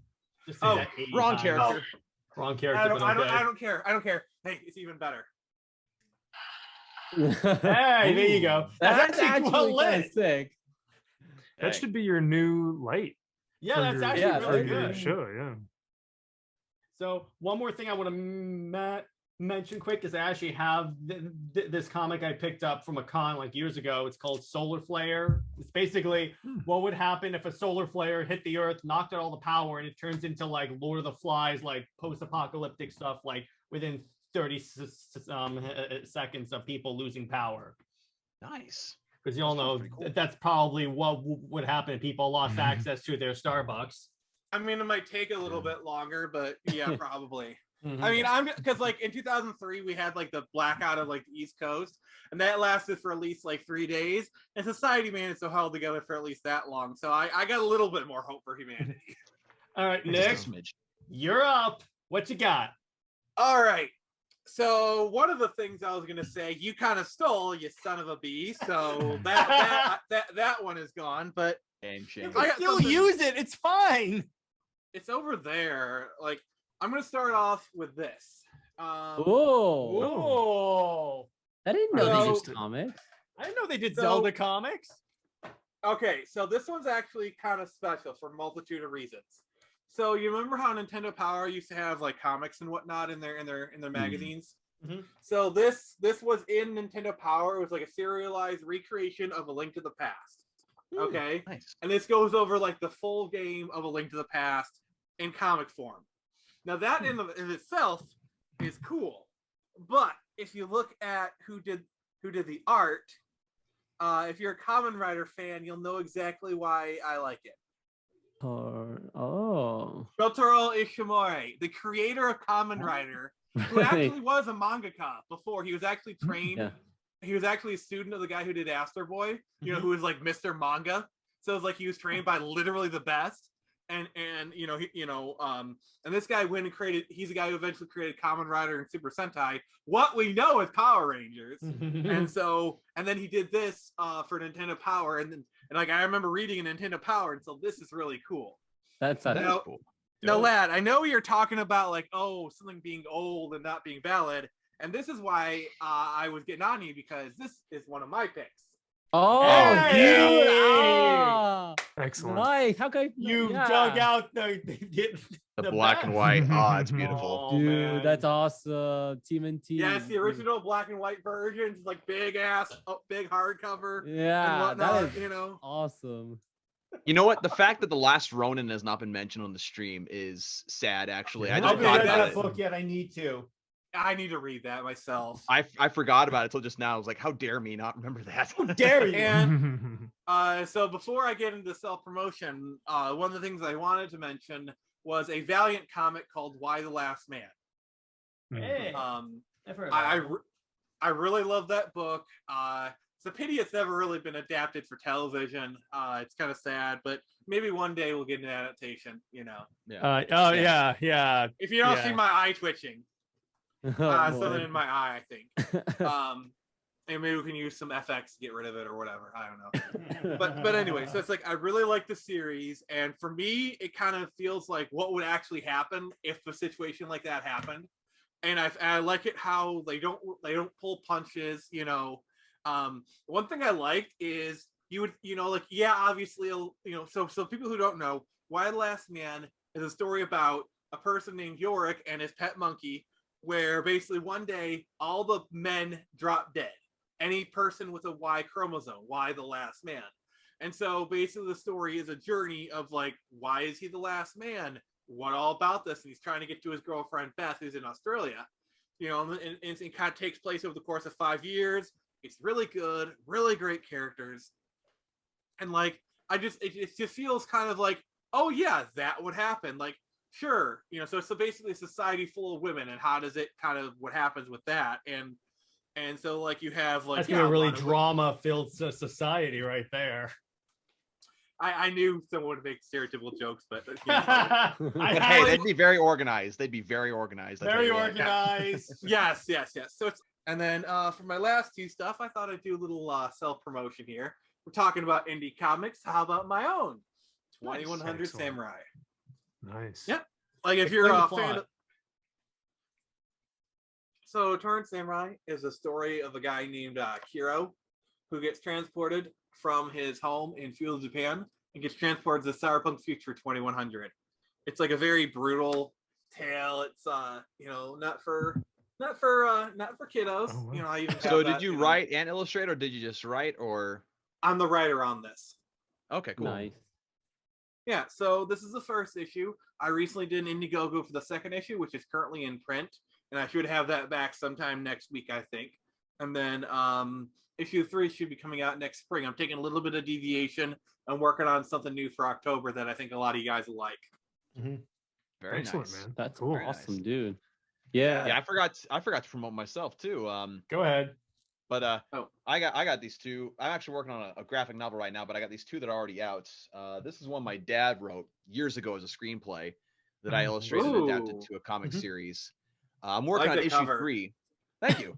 I'm working on issue 3 of this series right now. I'm just doing the pencil work, but this is volume 2 of this story. It's about this. It's like a So it starts off talking about this Native American in a Sioux tribe named Blue Raven, and Blue Raven's kind of a loose cannon. He wants power for himself, and so his tribe kind of gets sick of his crap and has him taken out. But his mother is like this mystic. She's a sorceress, basically. And so she conjures up a way to have his spirit reincarnated into the bloodline of the warrior that killed him every like 2 generations. And so the main character in this story, Adam, is a high school football player, and he's the next person in line to basically deal with this issue in his bloodline. And so it's also fun because I'm a huge football fan and I get to draw some football scenes in here. So very, very fun for me. And then the other he's one, good. There you go. Yeah, I got a lot of nice tackling action going on in that one. Zack Snyder's Justice League, just saying. There you go. Big inspiration. And then this one's one my little brother wrote a long time ago. We created this character together back when I was like a teenager. And this is like, I hate to simplify it this much, but it's like the idea of the Green Lantern Corps, but with nature. So like Swamp Thing. That's cool. In a sense, yeah. So this kid named Tristan Wiles, he's around, or he's like a 13-year-old kid, around like barely after the time of the Civil War in Louisiana, and he comes to find out there's this organization called Vine Lords that are basically these mystic protectors of the world, and they defend mankind from basically the Grim Reaper. They just call him Death, but he's the Grim Reaper who used to be a Vine Lord, a protector of life. So you learn how that kind of came to be. And yeah, all the art's done by me because that's my thing. I'm the art dude, but I am writing and illustrating a graphic novel, which should be done hopefully within the next year. Hopefully, if I'm being optimistic. So anyway. It's great. I love man. self-promotion. Hell yeah. So speaking of self-promotion, I believe this is the first time I've talked about this on the show, but your boy is also authoring a comic book. Nice. Welcome to the club. Yes, I figured you guys were throwing out your stuff, so I'm on the top row of the Zoom. Oh heck yeah, throw it out there. So mine is about.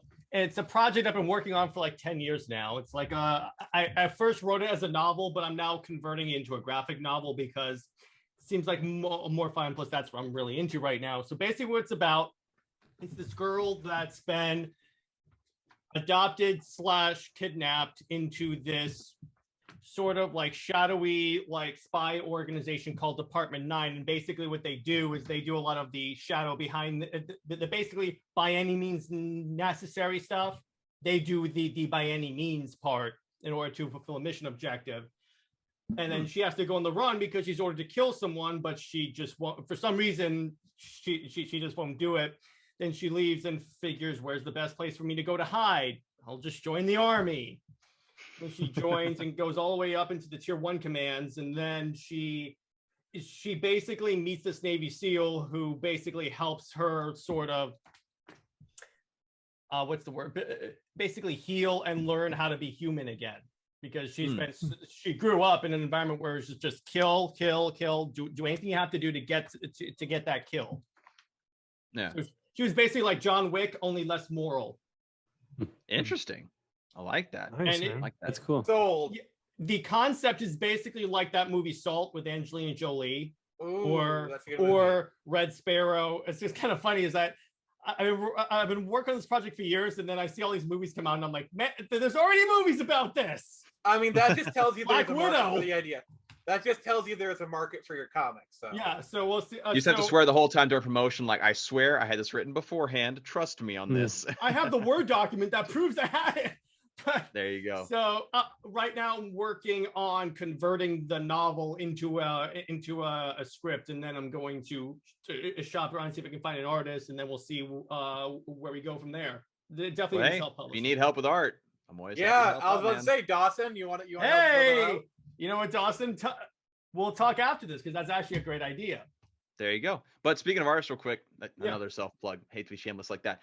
But with my books this August, I'll be selling my books at Big Lick Comic Con in Roanoke, Virginia. So if you guys are near Roanoke, Virginia in August, come and stop by my table.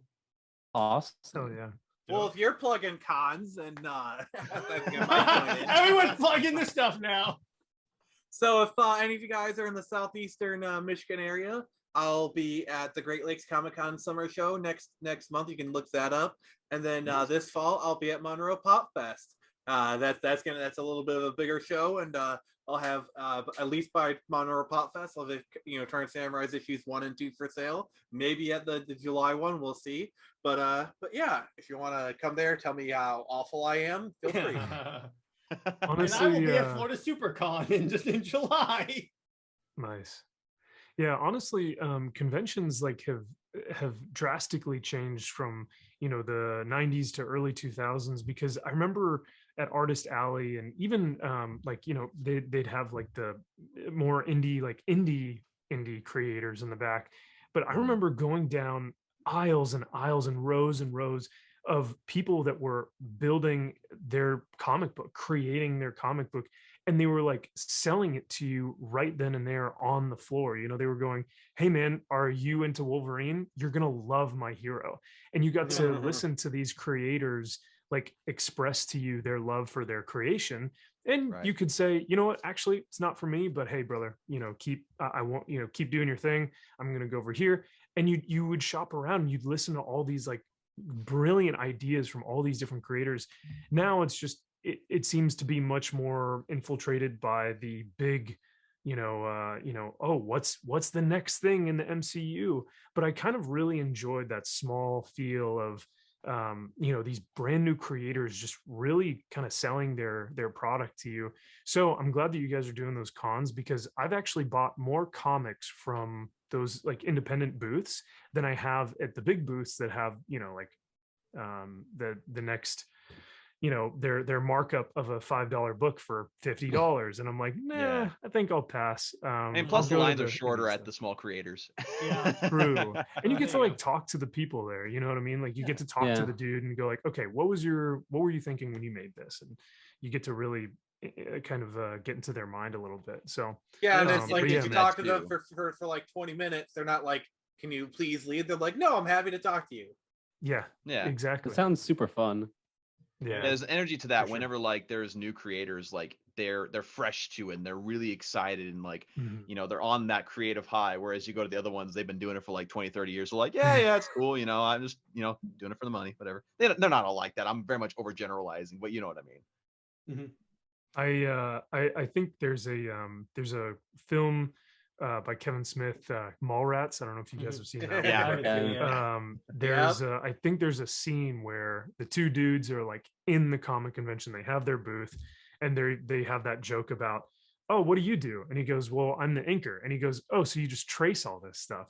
And I was like, oh, poor inkers, like every inker everywhere is getting ticked off at the thought of that. This is why it's nice to be your own inker, because you just trace yourself. There you go. And you get more money that way per page, so that scene, where they're having their indie comic being portrayed or whatever, reminded me of those older cons back in the day where you'd have like I said, just aisles of these dudes. But man, it's cons are definitely different, but they're still a lot of fun. I mean, I'm going to Dallas next week, and I'm super excited. I've already got my stack of comics I want signed by all the creators and everything. Oh, that's awesome. Are you out in Texas? I used to be. So now I'm in California, unfortunately, but I was in Texas for a while. You did the opposite thing. You did the Don't Texas my California. Exactly. You're texting the California. Yeah, because I actually grew up in Texas, and then I lived in LA for a couple of years too. So then I'm back east. How funny was it? You rolled back into Texas, the LA license plates. Everyone's giving you a stink eye and be like, I grew up here.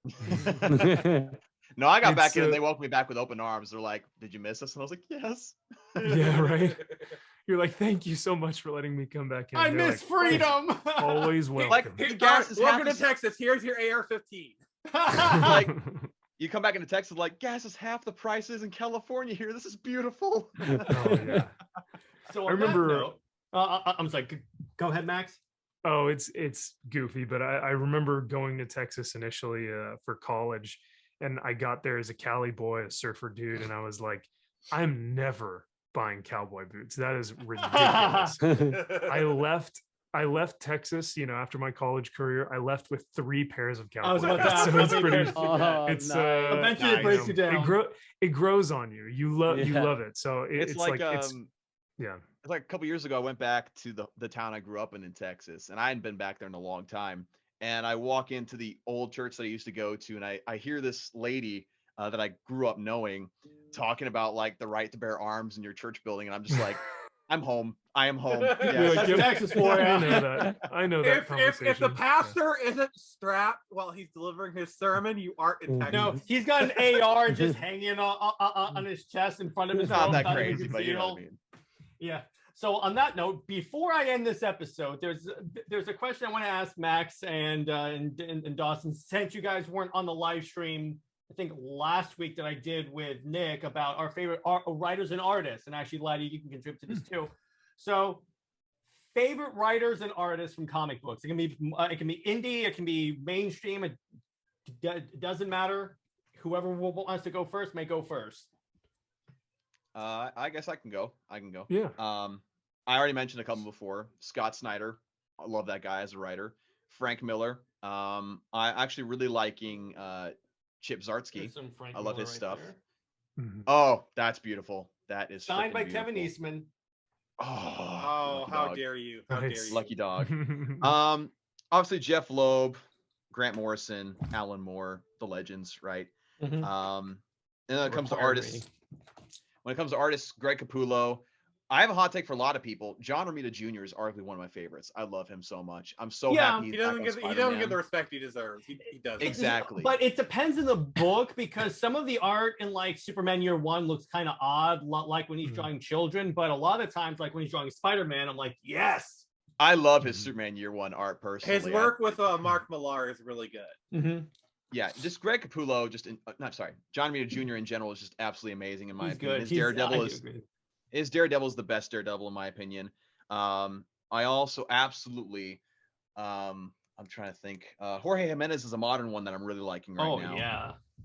Jason Fabok, Gary Frank. Oh my gosh, Jason Gary- Fabok's what was it? 3 Jokers that he was on. Yes. Oh my lord, yeah. His cover art for that artwork- is phenomenal. I have Yes.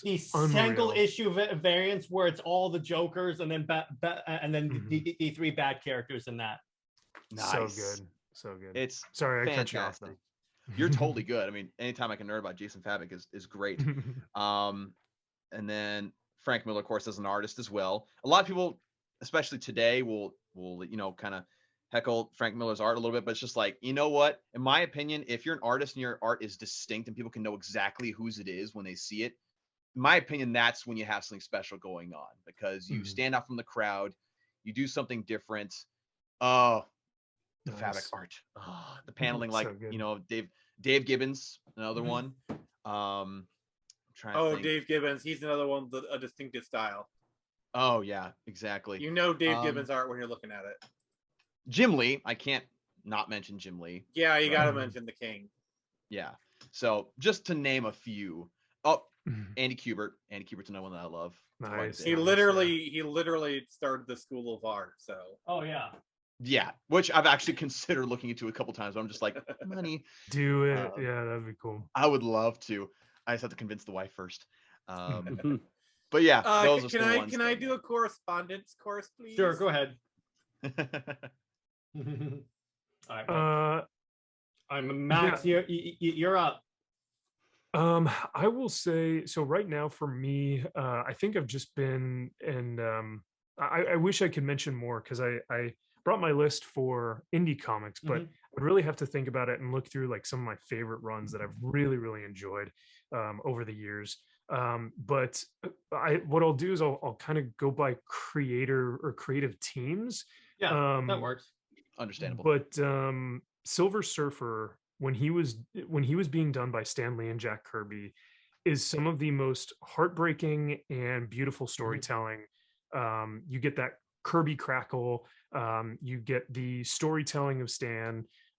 It's something that to me was such a great run, because Stan and Jack both held Silver Surfer to this high regard, and so they were like I don't want anyone touching him except for us, which I think is kind of beautiful for the character. So I really love that team. And of course they're the OG, like creators of this whole thing that we love. And both prior military. So kind of cool, good dudes outside of comics and inside of comics. So I love that team. Daniel Warren Johnson is a one-man band. Oh yes. His Wonder Woman, like, Dead Earth, drop a power Dead bomb, Earth, bro. Bill. That's like the one Wonder Woman story that Wonder Woman fans can look to and see, she can have good stories. I always say about that story is that oftentimes she wields the lasso of truth, but in that book, she holds the lasso of truth, justice in the American way via Superman's freaking spine. Okay. Yeah, like she kills Superman in the storyline in like a flashback because she gets like angry. So she needs like some type of weapon. So she takes Superman's like. He's a skeleton at this point. He's dead. Like, right. So there's no like really intense gore. So she takes his thing, his skull, Predator style, spine, pretty much Predator style, and strings it onto the lasso of truth. So she has a mace that's Superman's skull. Man, and then Murder Falcon intense. Also. Like, I'm so glad you mentioned Daniel Warren Johnson. I nerd out over him all the time.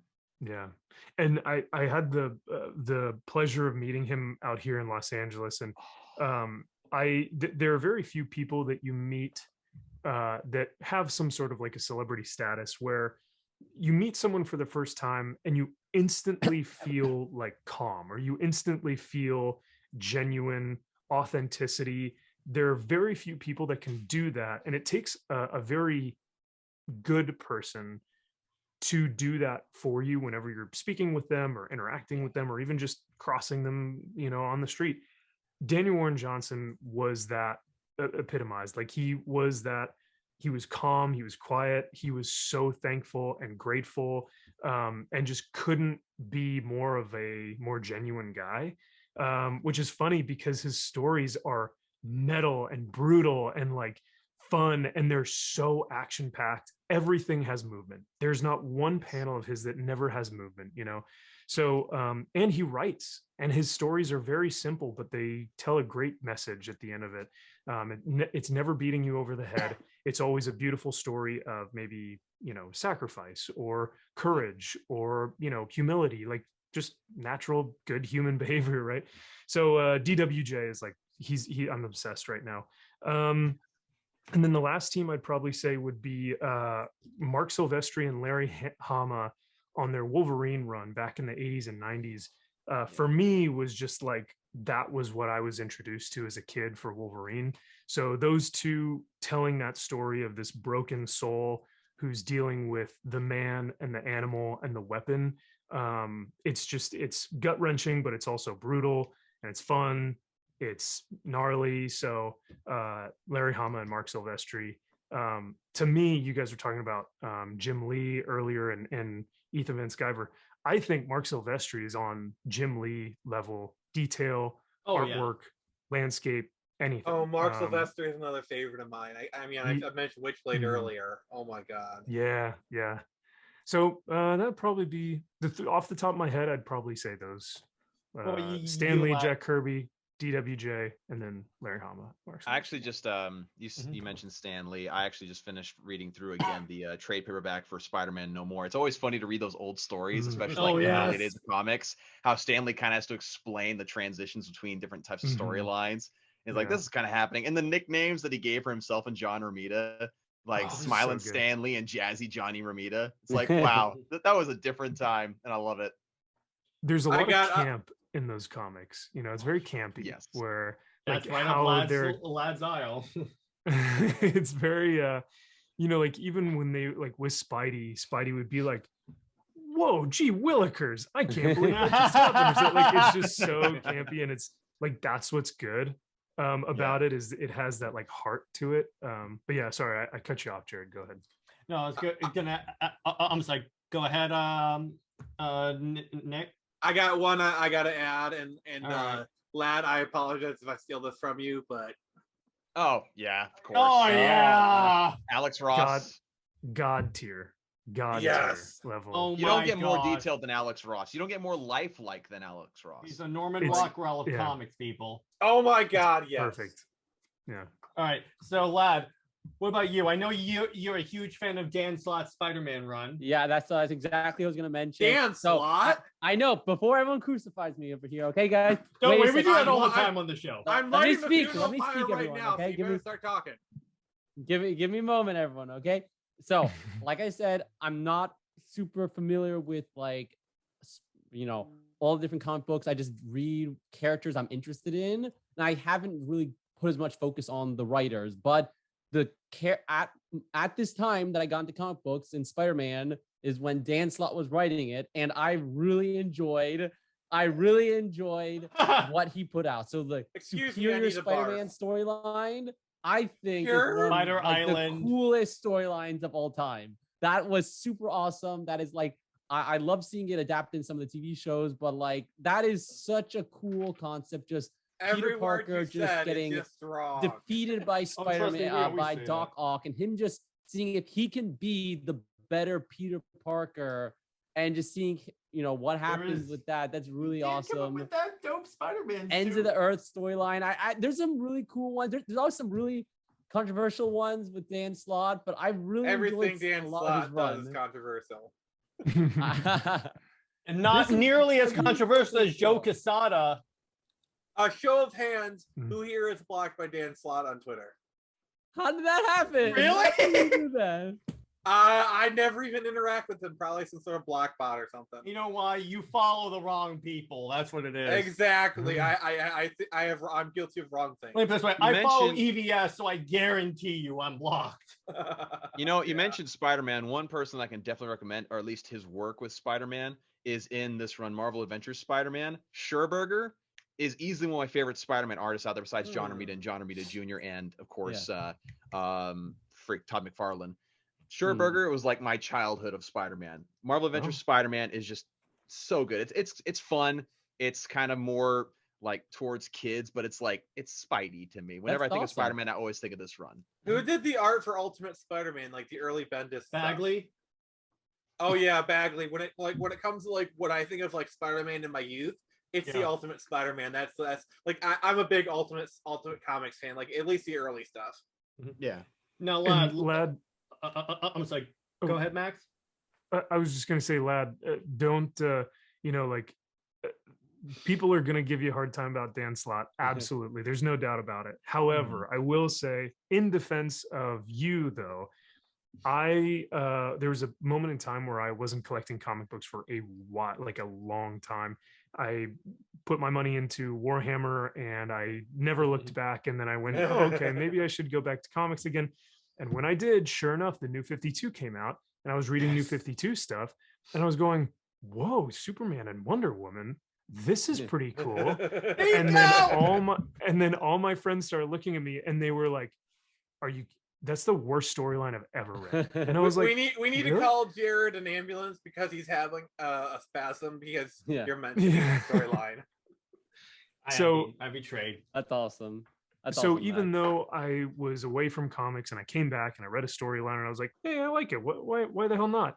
People were up my butt about it, saying, you've never read comics before, you don't understand the dynamic. And I'm going, well, listen, I've been out of the game for a while, I'm just getting back into it, and this was a cool story. Sue me. Yeah. I mean, honestly, when it came to the New 52, I really dug Red Hood and the Outlaws. I thought that was actually really interesting. It was a really cool idea to bring those three together because, like, it's kind of like an odd couple situation where, like, Red Hood is Red Hood, Arsenal and Starfire, like, there are 2 or 3 people who are kind of in the same tier, but like they don't really interact much, and they're so different personalities. Like, hey, let's put these crazy, kooky people together with such wild different personalities and a lot of shenanigans and chew, and like with more blood and guts, mind you.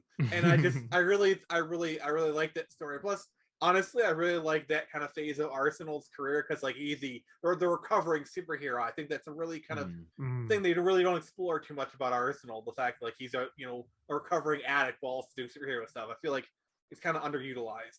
And I'll echo Max's sentiment about the New 52. Like, again, there'll be people who will go after anyone's comic opinions about honestly anything, because there's just such a wide spectrum of people's opinions in comics. But same thing with the New 52. I'm one of the few people out there that I know that absolutely loves most of what they did with Superman in the New 52. Yes. And I very, very rarely encounter a lot of the people who love the story Superman Unchained as much as I do. I freaking love that story. How have we never talked about that?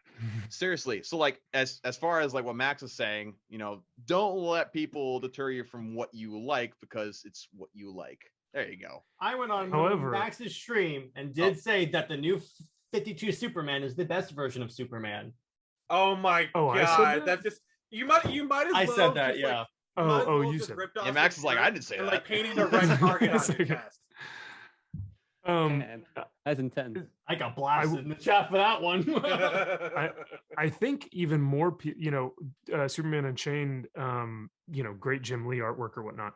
But I think more people had the issue with the Action Comics Grant Morrison Superman in just jeans and a t-shirt. I think a lot of people were not into that. That's the easiest cosplay to do. Yeah. Superboy is. All I just do is get the t-shirt, maybe slick your hair back. Not that Superboy, and not the Bendis Superboy who went right back to the 90s version with the jean jacket that looks horrible. Basically what I would do if I were in charge of reboots is reboot it so Bendis has never touched anything DC.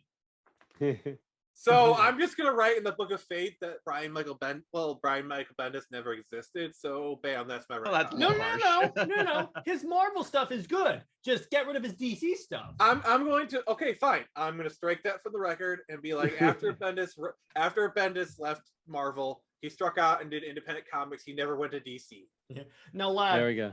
Let me ask you this, lad. Of the stories that we've covered on the channel, though, which team have you enjoyed the most?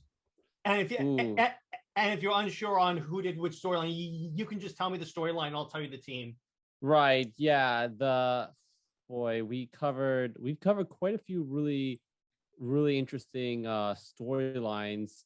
I mean, Superman and Wonder Woman storyline, that was really cool.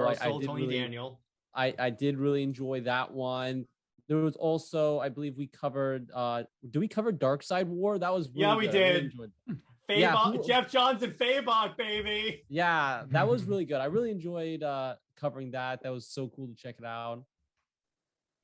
I will say, and just to kind of finish what you were saying earlier about getting hate or whatever, I went on to, I don't know if you guys ever go to League of Comic Geeks or whatnot. For those watching, it's a great source to just kind of see what comics are coming out this week, next week. Sometimes they'll have it 2 months in advance and you can see, oh, these comics are coming out. But you can also write reviews on there. I wrote a review on the Punisher, the most recent Punisher book, because it was awful in my opinion. I did not like it. I didn't think it. And they changed up the logo too. What was with that? So horrible. And you know what? The logo wasn't actually my biggest gripe in the comic. The logo is the last thing on my list of things that I would say, upset me. But how they changed his backstory and who the character was at his core. So I wrote my review and I got ratioed hard. Everyone was like, well, you don't know who Punisher is. You've never read a Punisher comic book in your life, blah, blah. And I was like, Punisher's literally a prior Marine Corps captain. Of course I read Punisher. So, I'm like, what? So, lad, even with hot takes Dan Slott, or with basically simple takes hey, or Adam West Batman, or a take hey, I didn't like this Punisher story. People are going to hammer you into submission sometimes. And let's not forget, Dawson and I are Zack Snyder fans, so we're used to this. Oh, yeah. Oh my gosh, of course. I will say, Nick, he came to our defense on Twitter, so I appreciate that very much, Nick. Oh, nice. Yeah. Yeah, you saved me when I was slamming both of them on Twitter under my fake handle. He's behind on the bot accounts. Nice, yep. Wait. Did I miss something here? No, it's I have a story that I don't think I've told most of the people on this panel. I think I told lads. So I was in a Discord group that I went in. It's for a comic book YouTube channel. I'm not going to name names or anything like that, although I did tweet about it. But But so I put out a video that said DC needs a reboot. It's just to like clean up the continuity and all that stuff, de-age John Kent and all that stuff because we loved him as a kid and the Super Sons and all that stuff. And I'm not a fan of Tom Taylor when he's writing in continuity storylines. When he's writing out of continuity storylines like Injustice, Deceased, have at it. That's Dark Knights of Steel. So there you go. So that's what I'm gonna say. So I shared to this group and I got wrecked. First, it was just about none of them watched the video. They just went off of what the thumbnail said. But so so they started off by debating if DC really needs a reboot, starting with the comic stuff. And then someone says, "Oh, if they do a reboot, that'll get rid of all the LGBTQ characters." And I'm like, in the video, I say you can keep those characters, and they're like, "I'm not going to watch the video." And I'm like, "Well, okay." And then I got blasted for saying that these characters don't sell because that's actually demonstrable. And then we got into a debate on like DC sales, because if you see like where Superman ranks in like the top 50 comics, 58. I'm like, and they were trying to convince me, oh, that's a good thing. And I'm like, Superman, Superman, that's a good thing. No. Yeah. So we're all used to getting hate. By the way, you have not lived on YouTube unless you're getting hate from someone. So I took it as a badge of honor.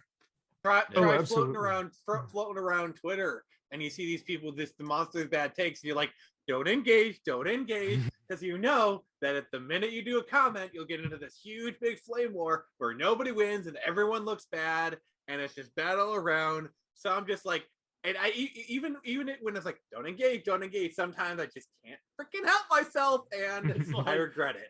It's like, and then it needlessly ruins the rest of your day. Yeah, it's like Dawson. Have you ever seen those tweets that like show the Zack Snyder's Justice League, and people are like, what a terrible Justice League lineup? And I'm like, these are the same people that attack Zack Snyder for not reading the comics. I just have to scroll and just like breathe. But I'm like, wait a second. They'll tell me that the Justice League stuff and the non-Snyderverse stuff, this is a fantastic lineup, and I'm like, or the new Dark Crisis Justice League that came up, and I'm like, even I love that. So in Dark Crisis right now, they just introduced the replacement Justice League because the Justice League died, and we all know they're coming back, surprising no one. But I give it a year. I mean, they couldn't even kill off Wolverine. I know. Superman John Kent I'm going to call him Superboy because I refuse to call him Superman. But John Kent goes to Black Adam to ask him to join the League, and Black Adam blasts him. He's like, first off, why do you need 2 Blue Beetles? It's a horrible idea. And he goes, you realize you have to recruit a Batman, right? He goes to Jace Fox Batman, and Batman's like, no, the last Batman that was on the League died. He goes to Yara Flor, and Yara Flor just laughs at him, and I'm loving this. Yeah, it's pretty accurate. That's kind of like they did so recently with Marvel's X-Men. They just don't know what to do with them anymore at this point. Make Jesus Christ a mutant? They yes, they did, Dawson. That's correct. I think the problem with like, mutant. I want off this planet. The problem with like X-Men on Marvel is because they've been de-emphasizing them for like the past 15 years. You know, it's like, so you had a whole generation of people that didn't grow up with X-Men in the comics. They tried to replace it with the Inhumans. That didn't work. And now that X-Men is back at Marvel, they're like, oh crap, we got to bring back the X-Men to get people familiar with them again. Here's the funny and they don't part. know what they do. Except here's the honestly, when it comes to X-Men, when it comes to to X-Men, just collect 80s and 90s X-Men comics. That's the best thing to do for yourself. But you don't have to do that because you had remember, Jonathan Hickman had a plan, and Marvel, surprising no one, sabotaged said plan because you saw that House of X Powers of 10 sold gangbusters that got people back into X-Men, and then that's the problem. We can't have something that's good. It's got to be mediocre. Yeah, according to Hickman, he was like, at that point they said, "Now we're done with your plan." It, you know, for what it was, it did do very well. I think that that with that series, I think it only works within a certain amount of issues, and then going back to whatever. But this sentient place that like X-Men have secluded themselves to, that is like also a mutant, and that the X-Men are like puny humans. You know what I mean? Like, we will live in our sanctuary is very like, and we will be it may superior to work you. I'm for- like, that's not X-Men. Right. So it, you know, it works maybe for a little while, and maybe Jonathan Hickman, like you said, Jared had a larger plan, but now the characters of the X-Men are, you can't relate to them at all. Like, the reason why the X-Men were so great was because as a kid, you're an outsider, you're a nerd, you don't You're fit othered in. in any way. That's why I say the X-Men are the gold standard of addressing social justice or like racial equality or any And of the those great issues thing in about the comics. X-Men is there was always a member you could get attached to, because they were Mhm. really good at having a wide spectrum of like characters, character types, ethnicities, genders. Thank you, Chris ages. Claremont. That's another writer we never mentioned, Chris Claremont. So with that being said, like, yeah, what Chris Claremont was doing, everyone could relate to some aspect of feeling out as an outsider, being an outsider, and yet the X-Men and humans trying to work together to figure out how do we make ourselves stronger? How do we co-inhabit ourselves? And so you could relate to that, and you saw the authenticity and the humanity in both the mutants and the humans. But now it's so far removed that I'm like, okay, I can't relate to any one of these characters. It makes no sense. No one's buying the X-Men. So unfortunately, I completely forget where I was going with that specific mention of why we were bringing up X-Men. Yes, you it's fine. were talking about how they don't know what to do with the X-Men in the current day. Correct. Yeah. It's like how Warner Brothers has no idea what to do with the DC movies. Yeah. Well, it's funny you mentioned the whole like the fact that with the X-Men you can relate to them, and it kind of brought the idea of how to coexist with one another despite differences.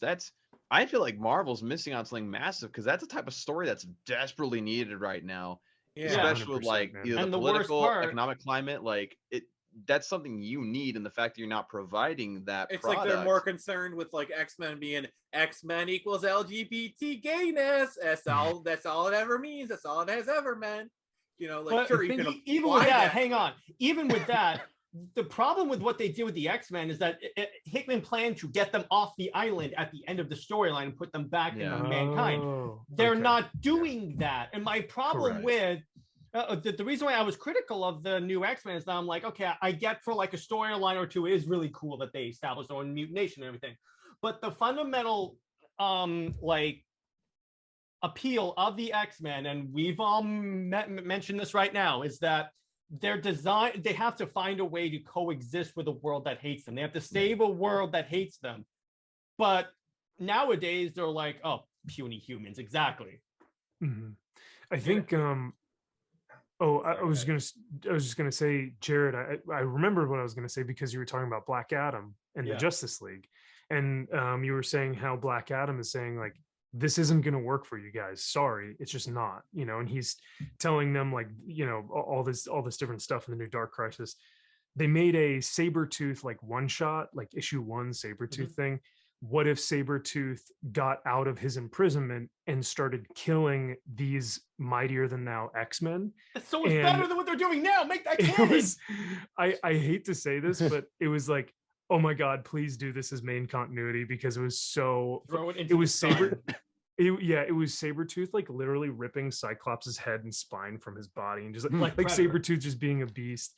But it's, you know, I would never want to see my beautiful X-Men have that done to them. Of course not. I'm not a sicko. But in this continuity, while we're seeing these X-Men be terrible people to human beings, and X-Men Green. Yeah, and to humanity itself, people were kind of rooting for Sabretooth the same way that they're kind of rooting for Black Adam in this new Dark Crisis series. So. I know, but to tell Ladd and Dawson about the them turning Jesus Christ into a mutant. So the whole thing about this iteration of the X-Men is that they can bring themselves back to life, taking away any like stakes. But anyway. So like the Siege Perilous machine. Yeah, exactly. So Hope Summers is on this group that helps to like regenerate the X-Men. So one of the X-Men people is like a religious fanatic, and then he mentions, oh yeah, the Nazarene mutants spawned a religion among the humans for like resurrecting 1 or 2 people. You dispute that, and I'm like, I'm like, I'm reading this and I'm like, this is why I made the vow that this is why I stopped collecting Dawn of X trades. I'm like, okay, this is. How have I not heard about this? How have I not heard about this? I'll send you a link. It's really weird. I mean, let's just kind of put this into context. From what I understand, there's literally a mutant in the X-Men universe that poops rainbow-colored ice cream. What? Fair. Even I didn't know about that one. That's wild. That's Isn't a deep his name cut. Ice Cream? Like, I may be wrong, and maybe I read it on Twitter, so I'm not saying like, oh, Twitter's right, but like, there's an X-Men who has the ability to blow up, but he can only do it once. Humans have that ability because suicide is spontaneously explode. Now, is it like a spontaneously combusting? Yeah, I think that's what that is. There's one who's. Hold on, how do you learn you have that power if you can only do it once? No, Beast told him what the power was, and he goes, "You can only use it one time." It was in an out of continuity storyline. Okay. Imagine it not like imploding and like having this, big destructive thing. I wonder, if it's just like him fizzling out and just maybe like, he turns and like it's not an actual. Guys, he like starts to make this big old sacrifice. Like, I'm gonna blow him up, and it's just like. Exactly, and he's guys, like, "Dang it! I thought I was gonna do something cool." Yeah. I have some really bad news. What? That mutant exists. I just looked it up. Oh yeah, they did. The mutant is called soft serve. The mutant is called soft serve. No, that's bad. They appear in Way of X #2 from May of 2021, and it says powered. Soft serve can poop ice cream. She has control over the flavor she produces, and you're pretty much all different flavors. Soft serve with a mutant. Who comes up with this? So it gets better. It gets better. It gets better. Soft serve was a mutant on Kuroka seen trying to give a fellow mutant her ice cream while waiting to go to the Hellfire Gala. Sometime later, Forge tried the ice cream and said it was the best damn ice cream he'd ever had. Oh no. Forge, no. Well, here's the thing. This is coming from the creative team that has Gene, Scott, and Wolverine as a throuple. I'm like, well, and occasionally, apparently, Emma Frost joins in. So I'm like, oh my gosh, guys. Can someone just kill me now, please? I think we have established that X-Men is in a very sad place right This is why, like this way, I enjoy the older X-Men stuff before Krakoa, like when they were on an island in California. My favorite story is Second Coming. Yeah. So, but I'm like, and this is it came back to my problem with modern comics is that the talent's not there.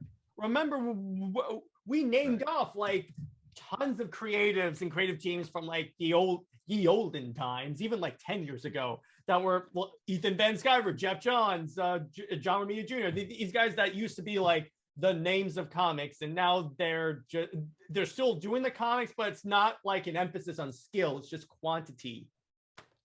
I guess I shouldn't mention the Joss Whedon X-Men run then. No, I have 8 volumes of that. It's very Joss Whedon.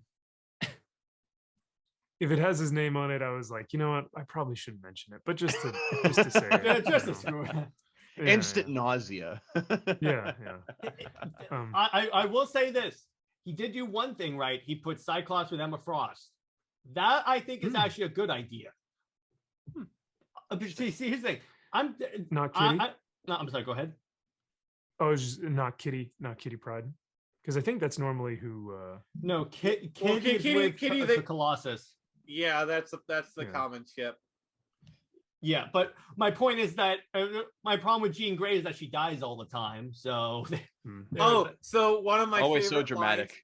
Lines, I remember reading this like Civil War tie-in comic, and one of my favorite lines Wolverine said, Jean Grey would be rolling in her grave if she heard this. That is, if she stayed in it for more than 10 minutes. That's pretty funny. Oh my god! My favorite line from Civil War. It's actually in the main storyline. Tony goes to the X-Men to see if he can recruit them or get them to stay neutral in the conflict. And he goes, think of all the children that were killed in Sanford. And Emma Frost is like, wait a second. You didn't say anything when the mutants were wiped out on 1, 2, 3, 4 times. That's what I love is when the X-Men go to the Avengers and go, when have you guys ever given a crap about us? They did that in the AVX too. You know, like the Mutant Massacre during the 80s. Was it the 80s or the 90s? Yeah, and House of M, no more mutants. I was convinced. Well, that was a mutant on mutant crime. They don't care about it when it's that's true. You know, just like black on black crime, it doesn't exist. Yeah, I was convinced that in Multiverse of Madness, they were going to do a reverse of that, and Wanda would bring in the mutants who just snap her finger. And I really hoping they wouldn't. I was really hoping they wouldn't, because that would be so freaking cringy. Although when Professor X shows up and they start going the na, I was like, oh yes, this is good. And they brought him out in his classic chair. But then they had to do the trope of Professor X is too powerful. We got to get him out of the store, or else you solve all the problems. We have to kill him. Yeah. Yeah, that's kind of the problem. We have someone on that power level, Professor X. You gotta like if you watch, because the thing is, if you watch a lot of the X-Men movies, like the early ones, like for example X2, they take him out of the story because he could solve all the problems so easily. Yeah. So on that note, I think that's a good place to like leave it there. Thanks to this fantastic panel. So I want to go around real quick and ask you guys what you guys have going on your channels. Dawson, I seen multiple times the Justice League animation that you guys made for the Snyderverse. I believe it's called Project Justice League. That thing is amazing. Would you want to explain a little bit of what that is? Yeah, so my good friend, one of my panelists in the Foreign Nerds, Andre from the Nicotina Show, he directed this effort to bring the storyboards that were released about the whole Snyderverse Justice League storyline that came out around the time of the Snyder Cut to life via, I guess, a motion comic. And my good friend Ryan from Zebrafet, also my co-panelist, did the art for it. We got the help from Vega Productions in the animations of it, as well as Ill Life for composing the music. And so it's a combination of showing some of the storyboards as well as some moving images. Basically, again, just like a moving comic book, which has been really cool and very well received. And we've been able to raise over close to $2,000 for the American Foundation for Suicide Prevention through this effort, which has been really fantastic. And speaking of which, part 2 of Project Justice League is coming out in August. So we have that to look forward to on the channel. That's been very cool to see that develop. I unfortunately have been very hands-off with that because when they started it, I was with a job that didn't offer me a lot of time to do anything really. I'm no longer there, thank goodness. Yeah, so that's been very exciting. We also have some potential interviews in the works for the Four Nerds Network, specifically on the DJW show. Some comic creators, those who are maybe bigger, some smaller time. And yeah, we also have the Four Nerds every Thursday at 7:30 p.m. Eastern time. Although I personally won't be there the next couple weeks because I'll be on vacation in Texas. So there we go. Now that's a vacation. Yeah, speaking of Texas, nice. I'm going to SeaWorld. Awesome. Nice. Hey, well, congrats on the. Oh no, I was just gonna say congrats on the. I think you said the money raised for that foundation, man. That sounds incredible. That's awesome. Oh, it's been amazing how like receptive and generous people have been for it, because that's the big thing with the whole Snyderverse community is that's the big focus, that it all goes towards that cause, that everybody understands what happened with the Snyder family. But to see that money being raised, that's something we constantly try to promote on the Four Nerds Network because, like we all see in our modern day, depression and suicide have been things that have been really plaguing our society. And that's something we have been trying to put an effort to help in that fight against that. So to see that being so well funded and so well supported has been really cool to see. It really gives you some hope in humanity, right? You hear about all this X-Men stuff today, and then you hear about this AFSP stuff. It's like, okay, there is hope.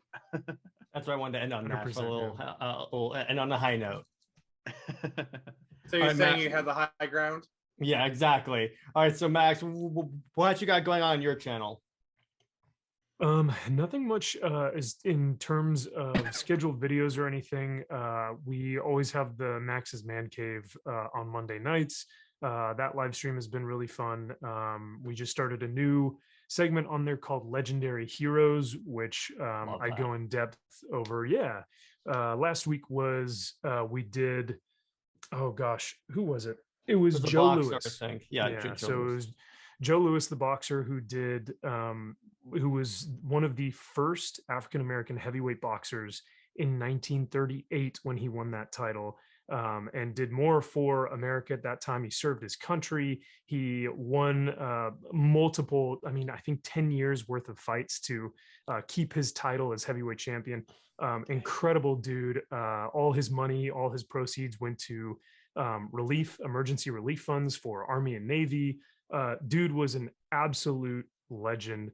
So we talked about him last week, and this week I'm still looking for someone, for a hero that I can talk about this week. But yeah, we do stuff like that, where whether it's historical or not, whether it's a comic book character, we just kind of do like a in-depth look at that. So Max's Man Cave, as always, is Monday. But other than that, Texas is coming up next week for Dallas Fan Expo. So Dawson, if you're going to be there, man, I'll hit you up, but I know you're on vacation, so I don't know if you'll be going to that. I mean, I'll be in San Antonio, so like, yeah, no worries. People don't realize how big Texas is sometimes. Like, oh yeah, it's its own country. Yeah. I remember when we moved out of there, it took us 3 days to get out of the state. Yeah. Oh yeah. It's brutal, especially if you're East Texas going west. It'll it'll take you that whole time. But we were moving from very South Texas to Colorado, so we're going like that long way. But yeah, if I'm ever in Dallas again, like, dude, hitting you up, man. Cool, absolutely. So that's it, Jared, for me. But yeah, once again, thanks for having me on the channel, brother. I'm gonna rewatch this and listen to everyone's picks again, because I need to take some notes and get on my indie comic game. Of course. What about you, Nick? Well, for me, I got my YouTube channel. Just go on there, search the Phoenix Press. I got my my weekly show, the Midweek Madness. This week I'll be interviewing Aardvark and kind of shilling for his comic, and kind of up in the air. I was doing like a little commentary series, but that's kind of a little iffy right now. But hopefully I can get my Let's Play thing back up and going. I know me and Jared were talking about doing something, so hopefully that comes to pass. So and then in terms of Under 2K, I'm going to do a video this Monday about the children of Superman and Wonder Woman, because it was requested by the audience. Might as well. And then Frank Miller ones, right? Well, some in terms of that, but the one thing we did do, I did decide, and this has been based on the request of a fan. Hunter Prince from the Justice League Rebirth run doesn't count, because he was the son of Wonder Woman, but raised by Superman. They were not together. So it has to be the children that come from the coupling of those two. So it's probably going to be lots of Frank Miller, which I believe that, by the way, fun fact, Superman is I believe, only in continuity person that has gotten Wonder Woman pregnant.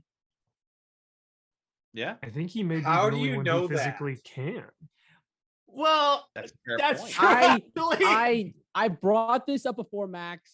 Biologically speaking, it doesn't work, okay? Because yeah, it does. What are you talking about? No, it doesn't. Neither with Lois? wait. By that logic, neither is Batman or Wonder Woman. But Wonder Woman's a human still. The Amazonians are like humans. They're just like technically she's not. Technically she's not. She technically Wonder Woman was made of clay. Statue thing. Exactly. Clay statue thing, not counting that. Or she's the daughter of Zeus. She's a demigod, so she's pretty much on Superman's power level. We've covered the comics last. Yeah, but like we all the same power the level. demigods Mean the same physiological beings. Like, okay, Kryptonians this is what I have to deal with. have Max, you believe this? but demigods are like, they're like human-ish. They're all I'm pretty sure they're, unless they're aliens. Do I need to get my sword out and handle this argument? I think you do. And Okay, so haven't you seen find Thor? a way? Okay, Superman Haven't you can't. seen Thor? Superman is an alien. How do you explain? He is a god, like an in his own right. alien. Everyone in the Justice League, except for Batman, well, actually including Batman, because Batman is the god of money, but everyone else in the Justice League is a god. That's the whole point of DC. Gods amongst men. Well, here's the thing. Biology about doesn't Superman care about the is- god status. The thing is, here's the thing.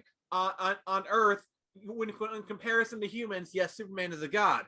But among Kryptonians, he's just a normal Kryptonian, because that's why whenever you bring another Kryptonian in, Superman actually has a problem with them because they're on the same power level. And they did that in the Superman Wonder Woman comic. Like, in terms of Kryptonians, Clark's really not that special. The only thing that's really special about him is that he's been on Earth longer. He's observed more solar radiation. That's the only reason he's stronger than a lot of these Kryptonians is because he's been on Earth longer and he's observed more yellow sun. That's the And only to kind of reason. get technical with this conversation, to hopefully like put this to bed, you know, you talk about Superman impregnating Wonder Woman. I mean, Superman is basically a very similar biology to human beings, except for the fact that his cells absorb yellow sun radiation. There's right? a reason Also, has why the anyone seen Kryptonians Hancock? look So human. technically, his reproductive stuff is also super. Hence Has why when anyone Wonder seen Woman is Hancock? pregnant, Well, which yeah. was why in that story, The Dark Knight Strikes Again. Oh boy, I know what Superman you're pretty much instantly impregnates Wonder Woman, and wait she a second, knows lad. instantly. Lad, John Kent is the personification. It doesn't matter if the partner's human. Superman can impregnate them. I love how this conversation evolved into a can Superman impregnate people. All I'm right, not let me bringing out guys the give you an biology image. Has books. anyone seen Hancock? We're gonna go through Has anyone I seen have, Hancock? yes. That movie's fantastic. The low bridge scene. That is what it will be like every time Superman had sex. Is that exact scene?